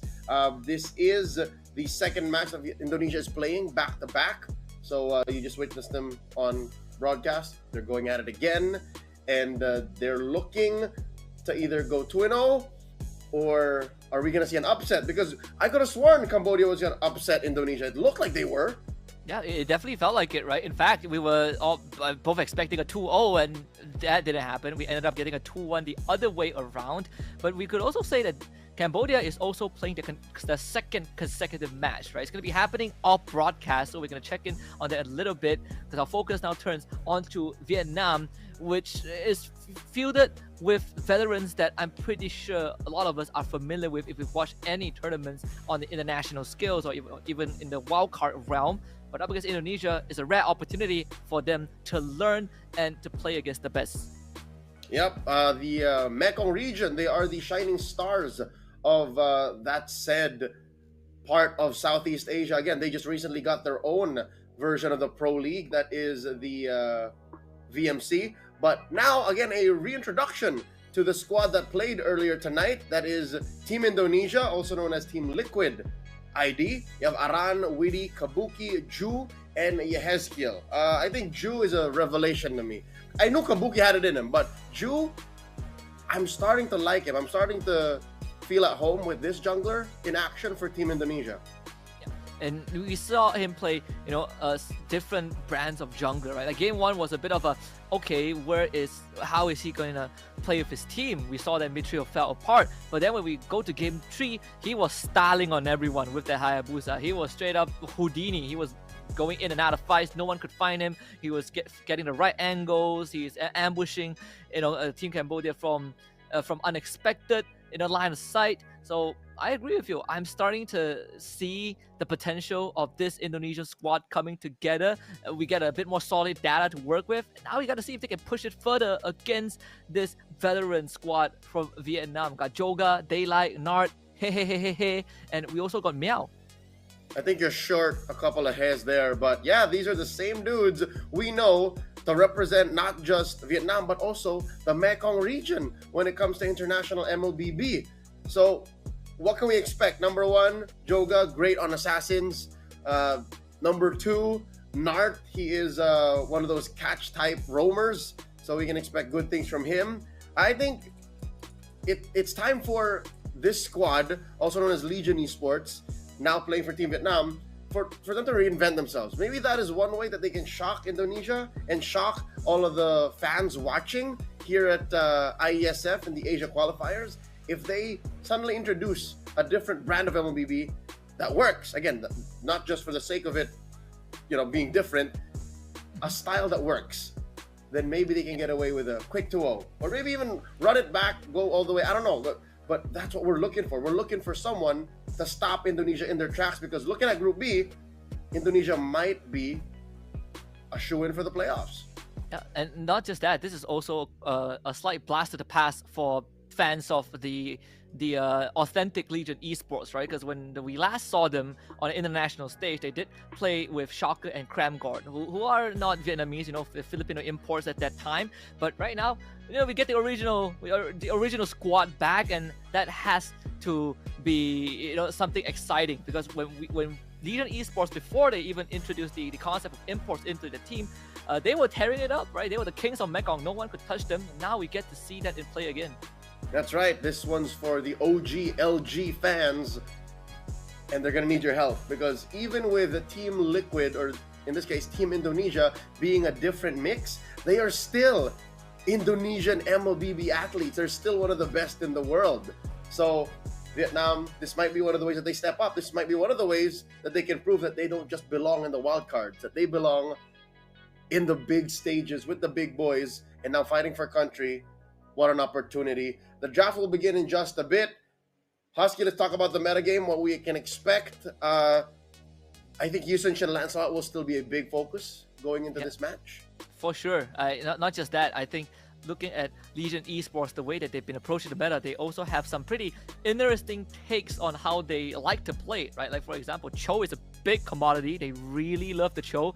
We've seen them rock a couple of Uranus, in their time in the latest tournament as well. But also, I think they won't shy away from something like a Novaria mid. We have seen that in play. In fact, I feel like this is the one team that is willing to experiment here and there. The Valentina also is a hero that we haven't really seen, at least for today. So if we're talking about Team Indonesia that has some curveball that we have seen, I think you can say the same for Team Vietnam. They also have some tricks. Well, there it is. Again, the first thing we mentioned about the metagame are the exact heroes that get banned. But with this kind of focus on Lancelot and Yusun Shin, the eyes are averted from another big ticket jungler that should always be respected. I don't know if the draft will warp around it, or if Vietnam or Indonesia will try to sneak it in. What about the Fanny? That's the thing. I think Fanny is in quite a weird position, right? We've seen like Fanny getting picked up every now and then, but the loss rate for Fanny in pro games have drastically gone up in the recent time, right? So much easier to shut her down. There's a smaller margin for error. You can't just, Beyblade style on people for the first 5 minutes and end the game right then and there. That's no longer a possibility. So I think more teams are willing to gamble the Fanny if they feel confident enough, which is why that you no longer see her being, straight up a flat out ban in the first phase. So again, nothing in the picks yet show that anyone is, gunning for the Fanny.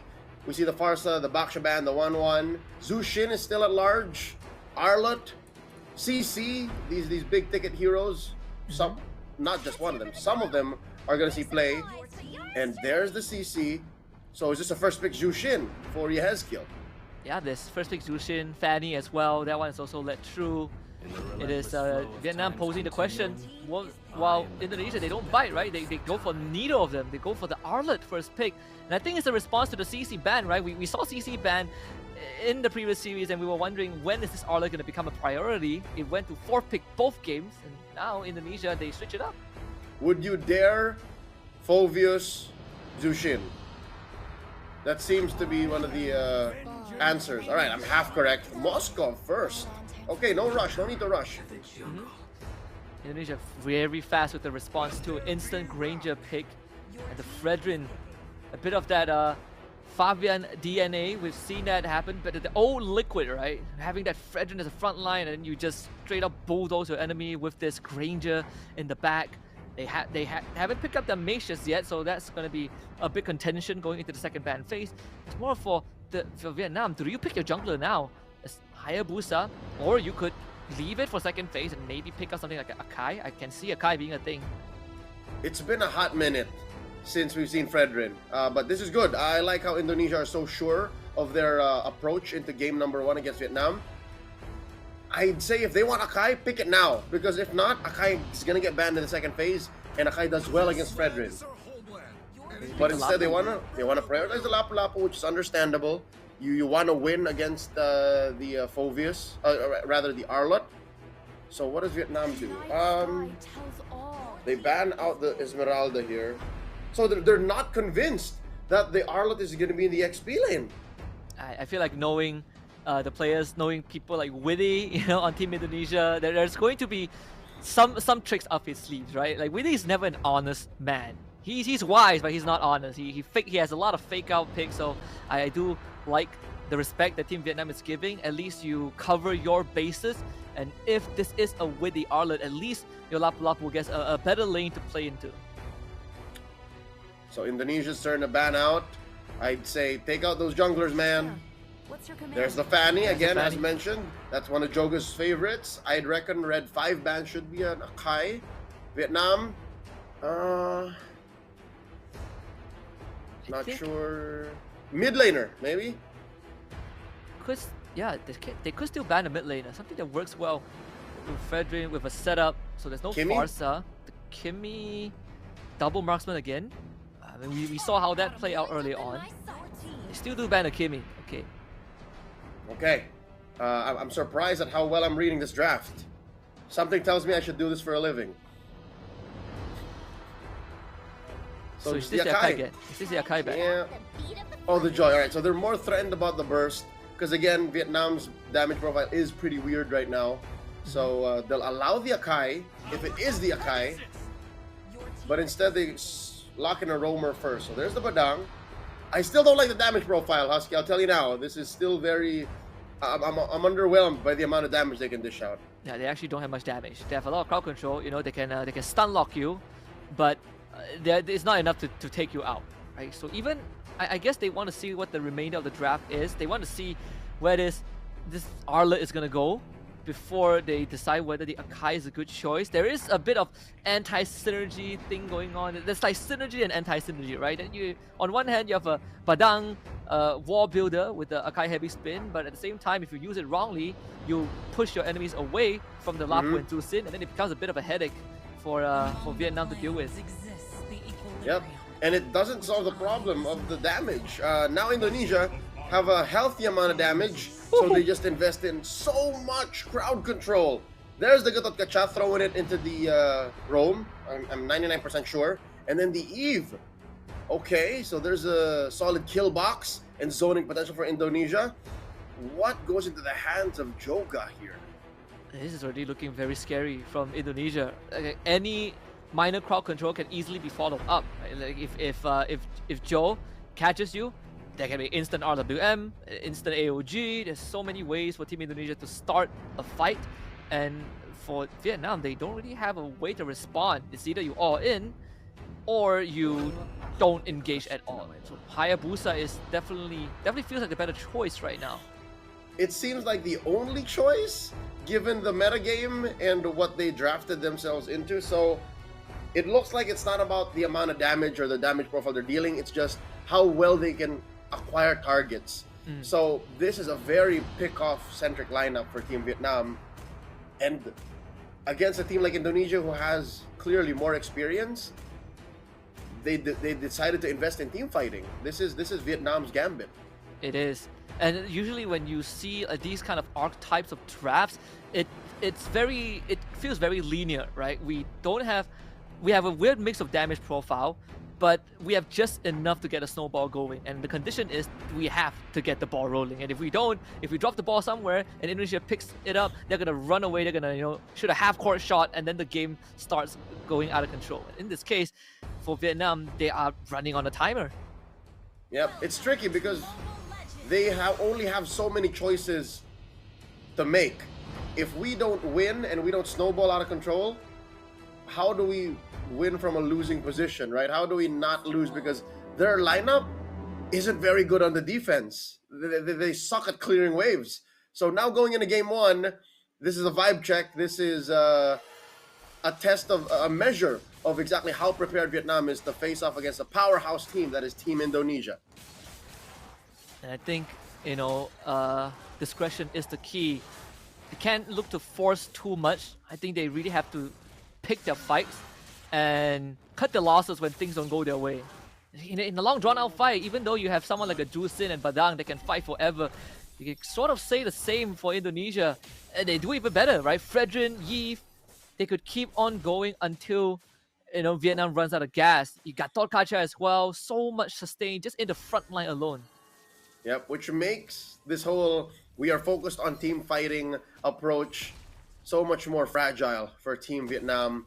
Looking at the lane to lane here, Team Vietnam keeping to their side of the map, and it's so much faster for Kabuki to clear waves and to even check slightly off. That's why he's not so worried. That's why he's not asking for Witty to rotate. Not only that, when the game goes late and teams start to gravitate towards bigger fights, setups are so much easier, easily achievable for Team Indonesia, just because you have something like a Final Slash and RWM, as compared to Vietnam that needs to be in your face. Like Nard probably has to land some sick flicker, fist crack. If not, then you are at the mercy of Indonesia jumping you when you least expect it. Yep. Here we go. Massive presence here down bottom by Team Indonesia as they set up for the first turtle take. Not allowing for them to cross the threshold too much. Is that a real... Yep, there it is. Yazgil has the real manipulation. Now it's go time. Turtle takes are going to be always in favor of Indonesia. Like Nard walks up, sure, you find Aran. Joga is going to try, instantly taunted up by the Gatot, and the slam from Joe. Easy first blood for Witty. Nothing much can be done. This fight pretty much concluded. Turtle for Team Indonesia, 2 kills for them. Tries to go for number 3. RWM drop down. It's gonna be running away with the Purify. And Aran still goes in. Flickers follows up. 3 dead for Team Vietnam and a purple buff to boot. There wasn't very much could do. Because again, his front line wasn't there anymore. And I'll tell you now, Husky, the team fight started even before... Oh, it ended even before it started. And Joga goes down again! And Dark 2! Oh, gosh. Is it too early to go? That's the 6th kill in 3 minutes. Is it early to call it? It's almost a 4K goal lead, Leo. It's like with 3 point... What is this? 3.7? I can't count. 3.3K goal lead. Math. I'd say just the way that Vietnam are walking into what Indonesia want them to walk into, and how Indonesia throw no caution to the wind and don't get punished. I'll tell you now, if it's not over, it's close to it. Narc gets popped here. The SOD thrown out by Daylight. I don't know what the plan is. It looks pretty done. Usually I don't. I give it the benefit of doubt, but I feel like we can call this pretty early. It's a 4K goal lead, almost 5K, and not only that, we say that Vietnam, they're on a timer. Well, it just got fast-tracked. I think the window has sort of closed. Yep. Team Indonesia denied Vietnam these team fights. They denied them the entry into the battles, and Aran misses the final slash there, but to little punishment. I'm pretty sure that wasn't very painful to him. And there you go, AOG coming in. It's just a straight up massacre in the jungle. They pull Joe back, keeps it under the turret. Okay, doesn't get slammed and appraised those wraps, so they finally get a shutdown somehow. SOD does miss. A small price to pay for Team Indonesia. They still got everything, right? Top tier 1 is already down. Kabuki shoves a wave underneath the tier 2. Mid tier 1 is getting threatened, and I mean, like, if you are the Lapu now, you are feeling so terrible. Like, Meow, he's forced to leave late and he's getting terrorized by Aran. Poor Meow. Oh, man. All right, here's the thing. What are the items on Kabuki? Because I just saw about 20 seconds ago, 15-20 seconds, he built his Sky Piercer. Did he just fast-track that thing before building the... Did he? No. Oh no, he already has the Hunter Strike. What? He's so he saw what was done earlier on by Xing, and he's like, I can do it faster. Give me a good lead, and wow, and he just takes out Daylight bottom lane with the help of Witty too. Second turtle for Indonesia. This game has completely spiraled out of control. Almost a 5.5K goal lead, 5.5 minutes in. There is no space. Even in Team Vietnam's own jungle, it doesn't feel safe. This is a clinic put on by Team Indonesia. I knew that there was a gap in their experience, and the possible execution, but I didn't expect it to be put on exhibition this way, Leonardo here, that's Kabuki, gets caught and doesn't get killed by Joga, and instead Joga gets punished! No way! That is how far behind Joga was. He even pressed his flame retribution, and he still did not get the kill. Warcry flame retribution, and I believe a full stack for the shadow kill too. I mean, Kabuki took it like a man. He stood it. He stood there, and he just fired away. Wait, Another purple buff gone. hold up. Kabuki had a flicker, and not a single time in that fight did I feel like he was gonna use it. Yeah. He was ready to take that to the chin. And that's what explains this. What is it now? A 6K, 7K gold lead? Yep. It's a 7K goal lead. Approaching 8. Approaching 8. It's not slowing down. The orange buff is gone. That's a full combo. Joe barely feels it. This Lapu, oh my goodness. This Lapu is not getting to the game at all. He's level 7. Level 7, he is dead broke. I'm pretty sure he only has like one item. Big RWM up top. Everyone forced back. Holy shield popped 7 minutes into the game. Okay.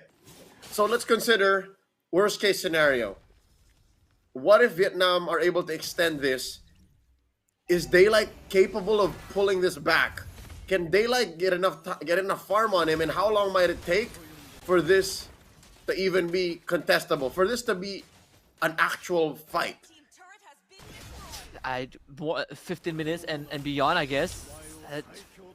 I'll say that's even optimistic. That is glass very half full. Daylight able to get the push here, so that's some leeway, some breathing room for the Vietnamese squad. But I think Indonesia are treating this turtle like a lord. They're gonna turn this final turtle into a pivot point. Yeah, whereas for Team Vietnam, they are just using their holy shields as a resource, as a tool to give themselves a bit more space. Waiting with the conceal. Hey, completely out of position. Let's get the lift off. We have to use the Crimson Beacon to get away. Unfortunately for Daylight, can't really get a push going, a run to the defense, and yeah, there's a Lord spawn. I think Indonesia can easily take this Lord. Literally, Husky didn't even treat it like a Lord. They turned it into a Lord, and they're gonna go for the throat here. They're gonna let it spawn in time, 8:45, and then go for it. What is the lead now at? Oh my god, approaching 10! Yeah, 10K at before 10 minutes is a little death sentence. There's I don't know. I feel like if there's any way for Team Vietnam to have a chance, you catch someone off guard, but you have to start throwing bodies, right? You have to throw Nard, you have to throw Meow at them, and then maybe have Joga and Daylight pick up the kill. But even that is the best ask. Yep, and this is assuming that Team Indonesia take it lying down, that they all just let go of their phones. Now that's two get caught! And Daylight gets popped just like that. The fresh BOD, I think, for Kabuki. Daylight's going to be back in 20 seconds, but a lot can be done in 20 seconds. No holy defense for the top and mid inhibitor. And Lord still casually pushing bot. And Joe just walks up in front. That's the first inhibitor now. Joga with the quick shadow kill. That's basically nothing aside from clearing out the wave. Again, Vietnam are just throwing all their resources out to survive. This is not where you want to be with a team fighting lineup. Indonesia are knocking down on your doors. There's a conceal. And they take out Nart. Your Badang disappears. They are looking for Joe, but even that can't get him. Meanwhile, Kabuki just straight out runs down 3 members of Team Vietnam. That's a triple kill for him. And there really isn't much that can be done. The main for Kabuki. They want to give Leonardo the Savage. Can they do it with the RWM? Nope, not given by Daylight. But still, Indonesia will take the win. 10 minutes on the dot.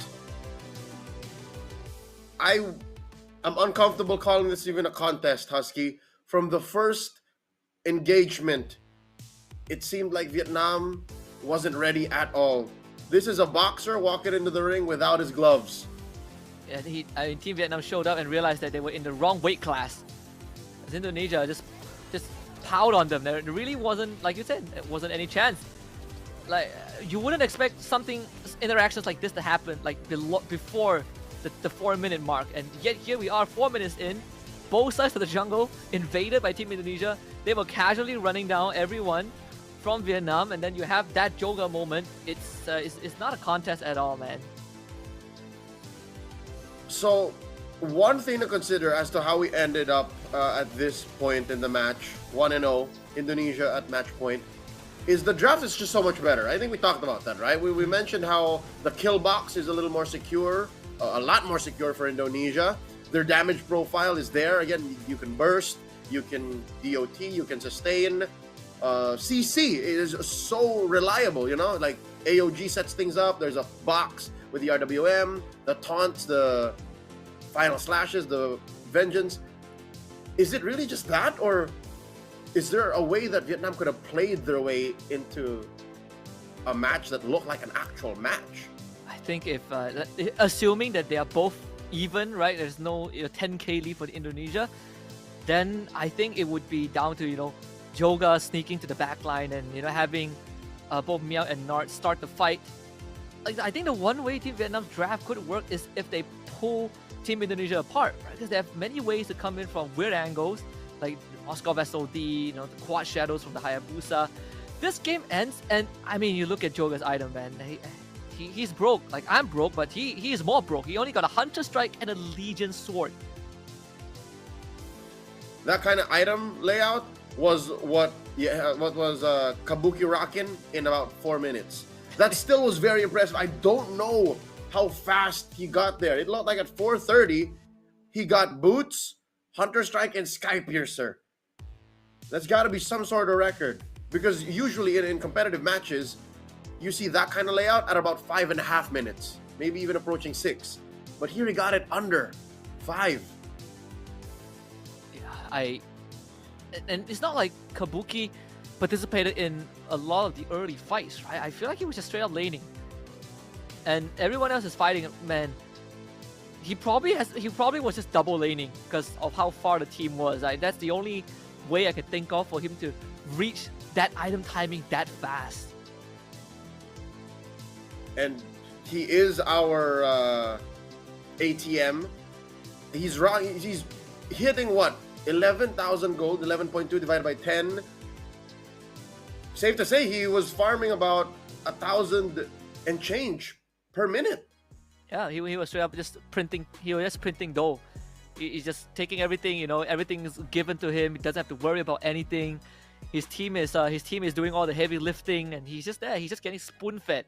That's a dream game for a gold laner.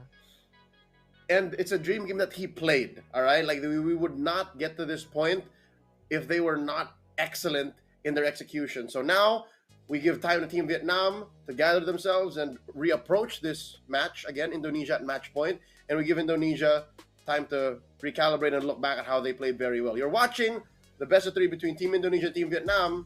We'll be right back after this quick break.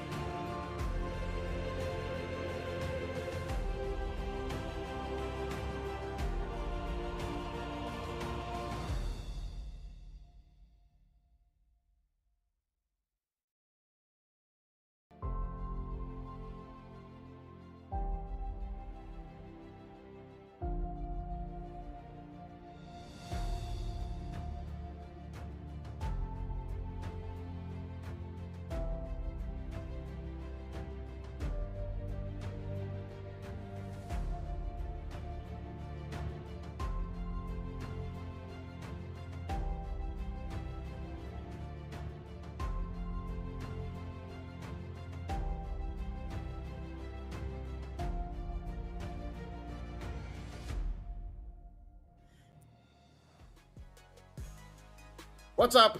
You're watching the game between Team Indonesia and Team Vietnam. My name is Leo, this is Husky, and we're still figuring out exactly what went wrong because in that 10-minute match, so much happened, yet very little was shown by the squad from Vietnam. Yeah, it's a 10-minute match, but it's basically condensed, right? It's could have been condensed into the first 3 minutes that we saw. Vietnam, they never really had control of the game. It felt like they were lost. They were thrown into the unknown, and they didn't know how to respond. Right, the draft made sense. I think Team Vietnam has some ideas. They probably realized that the draft favors Team Indonesia slightly more, but the gameplay, that's where the power gap was. Hit them like a brick. They just did not know how to deal with it. I'd like to think it's less of a power gap and more of just a lack of preparation, because this is just my theory, right, as to why this happened. We agree that Vietnam's draft was very team fight centric, right? They win when they fight, and they win if they pick you off. What if they were engaged on too soon? What if, is that even a thing? Like, now as coming out of my mouth, I'm like questioning how plausible this is. What if they were waiting to be the ones who were the initiators, and then they caught off guard, and then they just did not know how to respond? They don't know how to play from behind. Like, that's what I'm trying to say here, because folks, in case you didn't know, this is not the most recent version of Legion Esports or of Team Vietnam. Like, this is an OG lineup that hasn't played for what, almost 6 months. I think around 6 months. But I feel like I think you hit the nail on the head. They just didn't know how to respond. Maybe the idea of approaching that game was different. Maybe they were waiting to make the first move, and perhaps their understanding of what the draft needed to do was different from what was practically feasible, and that's why they kind of got caught off guard.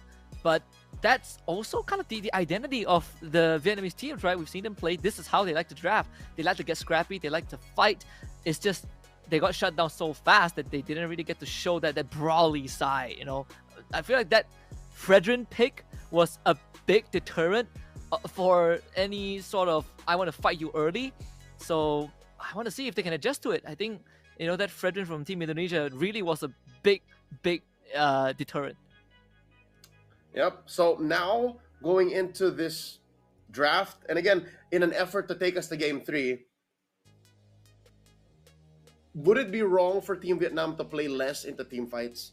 Would it be to their benefit if they played a little closer to the chest and drafted a more fundamental lineup without, committing too heavy into one direction? Because if that's the problem, if that's what happened here in game number 1, that they were just too team fight heavy and they lost that opportunity and they did not know what to do from there, what if they just, drafted a Farsa? What if they drafted a Moskov? Tried to get their hands on a Fredrin, like if Joga isn't as careful, because you have to admit, like, folks, you watch the same game as we did, Joga was a little reckless with that Hayabusa. He was. I think they had the recipe already, right? I think the previous draft allowed them to play into pickoffs, and kind of separate the enemy lineup given the right conditions. We had, like, what Kalea was open, they never really considered that. So the far side, I believe, was banned out in game 1.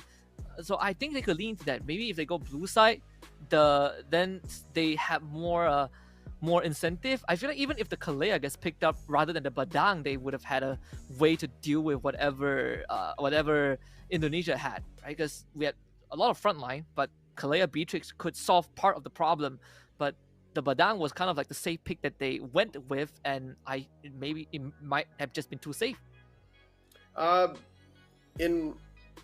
right, I'm getting real panicky about this because I've never seen a game played on this level to that effect. Because we know these teams. We know I would have been more accepting or understanding if it's a team that we did not know. Like if it came from some weird region that has never played Mlbb Esports on this level, but we know Vietnam.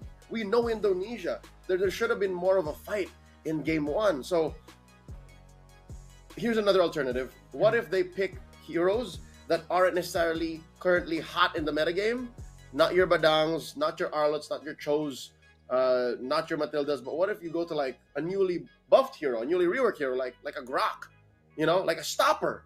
Wouldn't that be better? Like you would be able to control the ebb and flow of team fighting. You're able to initiate when you're ready. You're able to stop your opponent in their tracks if necessary. These are the ways I can see how Team Vietnam can make this a little more competitive. I think the only team that's been throwing curveballs is Team Indonesia, right? And we know that the Vietnam lineup, they also have that up their sleeves. If there's any time to do it, this is the game, right? It's all for the marbles. You're not going to face Indonesia after this, so you might as well get a point if you can. Just keep your chances alive and not let Indonesia walk away with a fat 3 points. That's going to put them 5 points in the standings alone. So Drusin, Fanny, Yi Sun Shin, 1-1, the usual bans. Lancelot probably is going to get banned out next too. Or not. Or not. Because compared to the Lancelot, compared to the Hayabusa, the Lancelot has an easier way of getting out of these, pickles in the land of Dawn. So that's what's happening now. Look at this. The Baksha gets banned. So now, there it is. All right, never mind. Nice.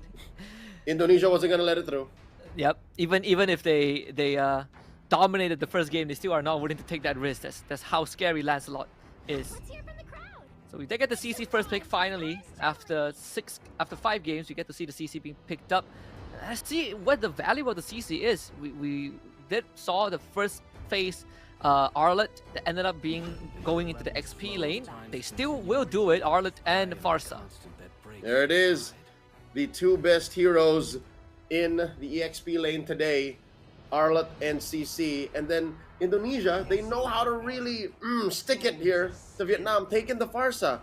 So there's a Gatot Kacha, sure to go into the roam. What else does Vietnam need? Again, I'd say play it safe. And this is good. Again, take away Kabuki's Granger. So Vietnam already looking so much better. First phase in alone. There's still the Moskov for Kabuki if you want, right? Moskov is the next option on the table. Which you should. I think that's the right pick, yeah. Yeah, I think you should go Moskov. Unless they want to, take a backseat a little bit and they could just, a 4-5 a Claude. Seems like that's going to be the case. They go for the Akai this time. Man, Indonesia keeps throwing out, new picks. Okay. I cannot put a finger exactly on why they went for the Akai fast, but Indonesia are hell-bent on protecting said Akai by banning out even the Valentina. They're avoiding a Beyblade X situation here of 2 heavy spins. And Vietnam read into it. Wow. Husky, you called it. There's a Claude ban.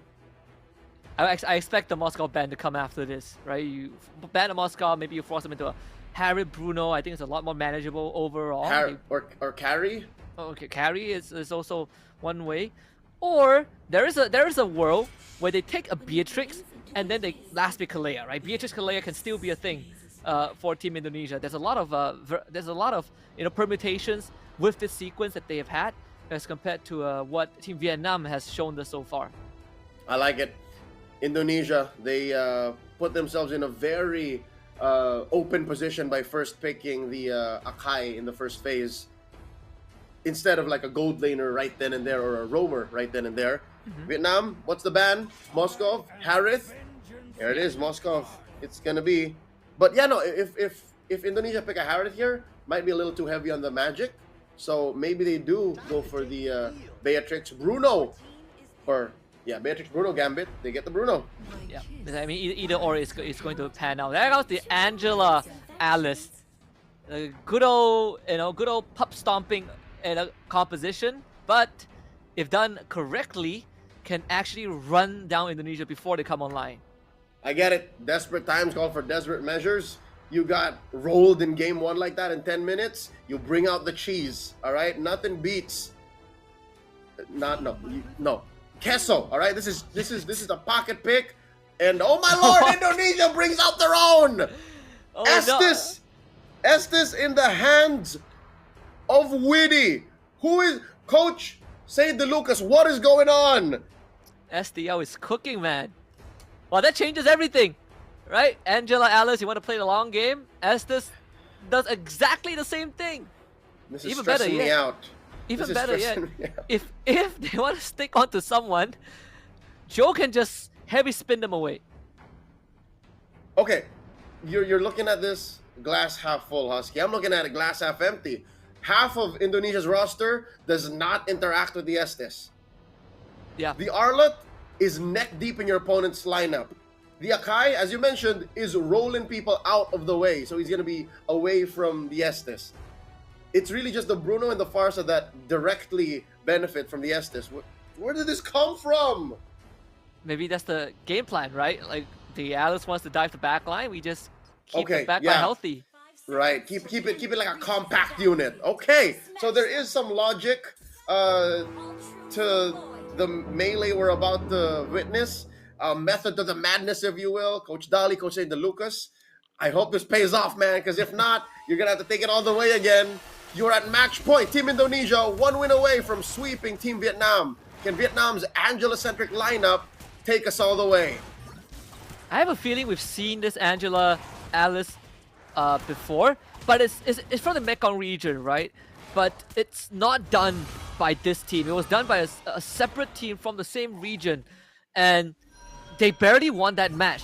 And it's just because the Alice was too hard to take down. But the solution was shown that the game goes late enough. If you have enough damage, if you can't peel the Alice away, you can still outlast this insane moving fountain combo in lane.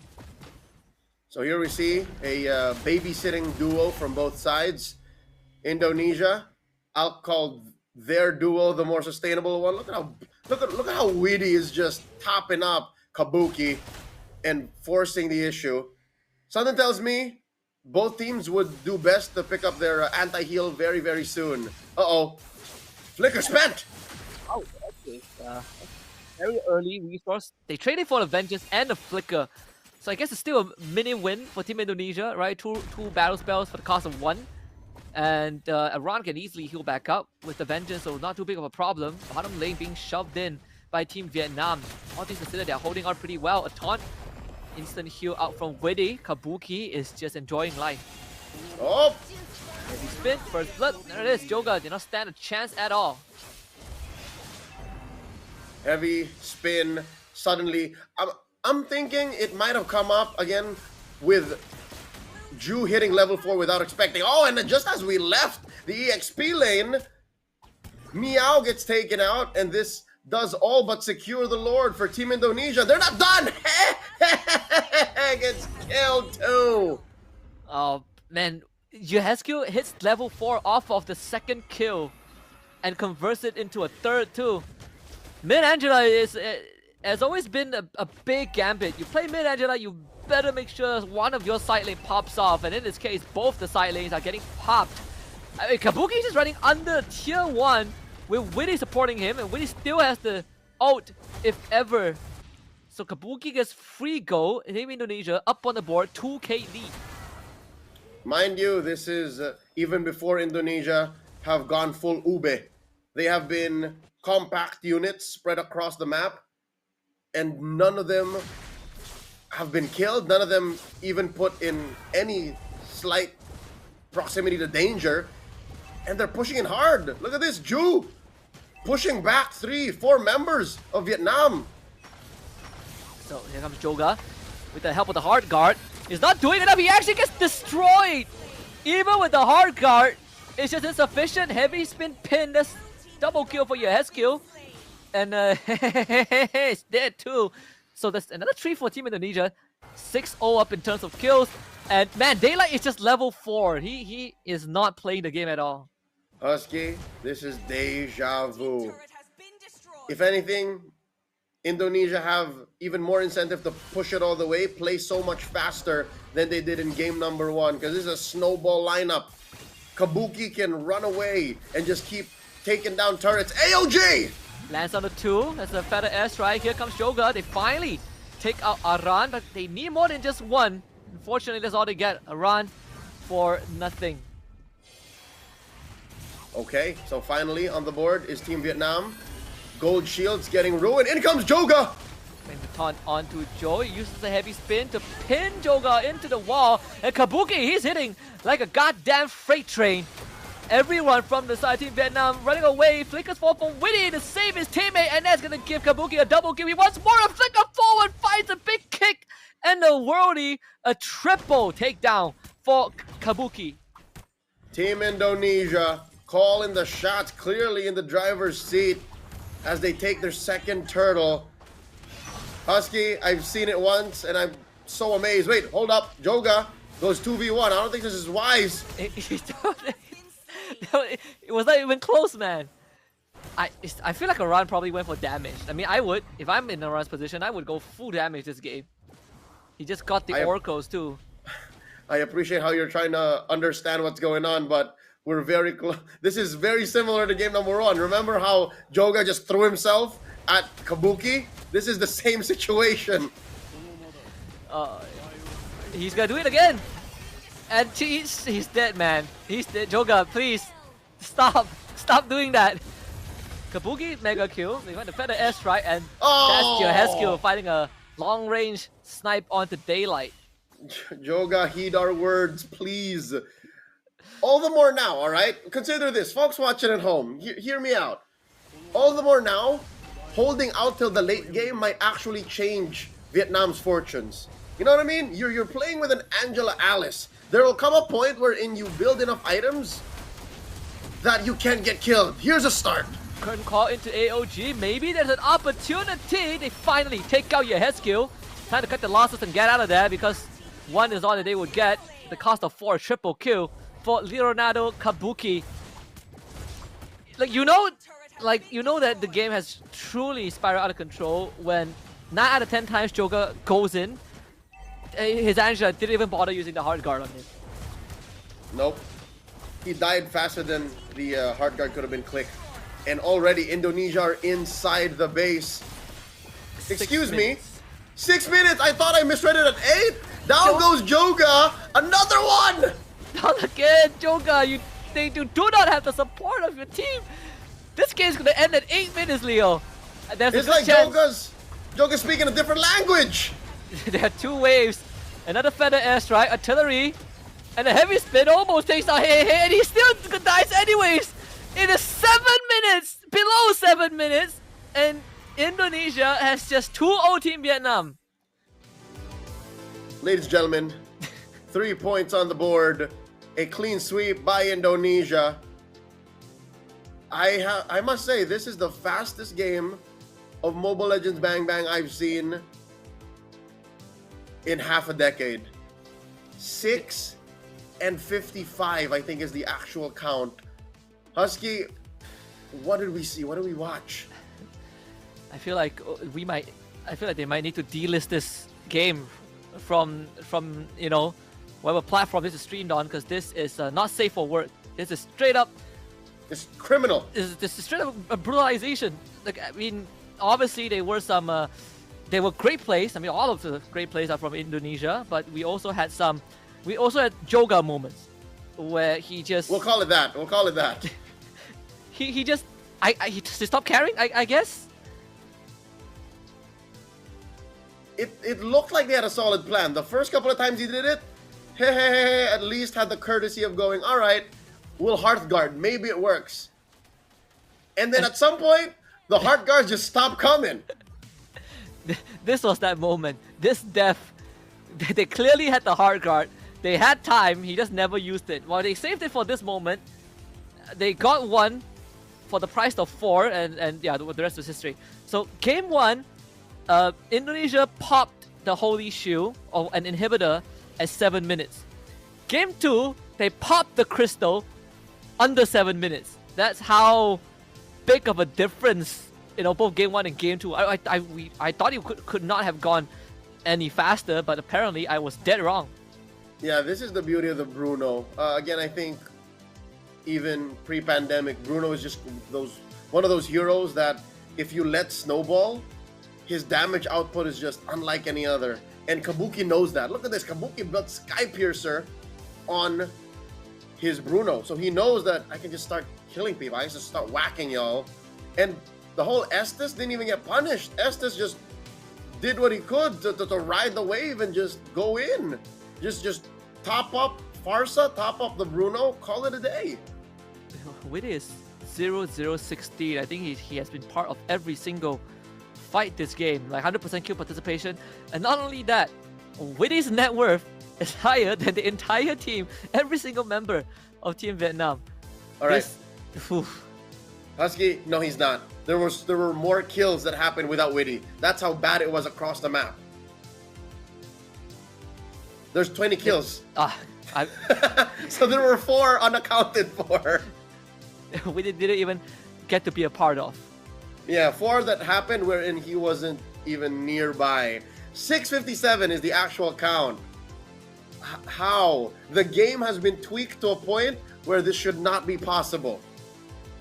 I smell another patch coming in after this. we buffed the jungle so that clears are slower, so that you don't get to pull off shenanigans like some cheeky invade, some great snowball, we're delaying some power spikes early game, and still we get this sub 7-minute game. If this wasn't broadcasted, no one would believe it. Turrets got more life, all right? They gave more HP to turrets, and still we ended sub 7. Folks, Team Indonesia is the real deal. That or Team Vietnam is under the weather, or I'll give you one more option. Their group is just stacked like that, and Team Indonesia finds themselves at the apex of Group B. They're on top right now, 2-0. Yeah, I would dare say that Indonesia is going to finish the group in number 1. I don't think they are going to be too worried about the rest of the matchup. They still got Laos and Guam, but compared to Cambodia and Vietnam, Cambodia came the closest, and that worked out in Indonesia's favor. They just 2-0 Vietnam, which we, before the series, thought had a slight chance, and that went out the window very quickly, 5 minutes into the first game. So yeah, I think Indonesia, they're true playoffs. I'm that confident. Yeah, the question is who will be second? Because there might be some level of upsets happening in the off-broadcast matches going on for Group B. We'll find out in just a bit. But for now, folks, that is the end of our matches, and that is the end of this broadcast for the most part. And Husky, we're going to call it a day. I still cannot find words to describe what we just watched. Me neither. Like, the game ended so fast. I'm still in the process of processing what just happened. But I guess, just like Legion Esports, we have to sleep on it, right? Sleep on what just happened, Yep. And take our time to really let it simmer. Yep. We wish them the best, and I hope that in the next days they're able to regroup and find a way to claw back through the groups and make it into the playoffs. Same goes for all the teams in Group B and in Group A. Once again, you've been watching the Asia and Oceania qualifiers for the World Esports Iesf qualifiers for Mobile Legends Bang Bang. His name is Husky. My name is Leo. On behalf of everyone making this broadcast possible and this whole competition run as smoothly as it can, thank you so much for joining us. We'll see you in the next one.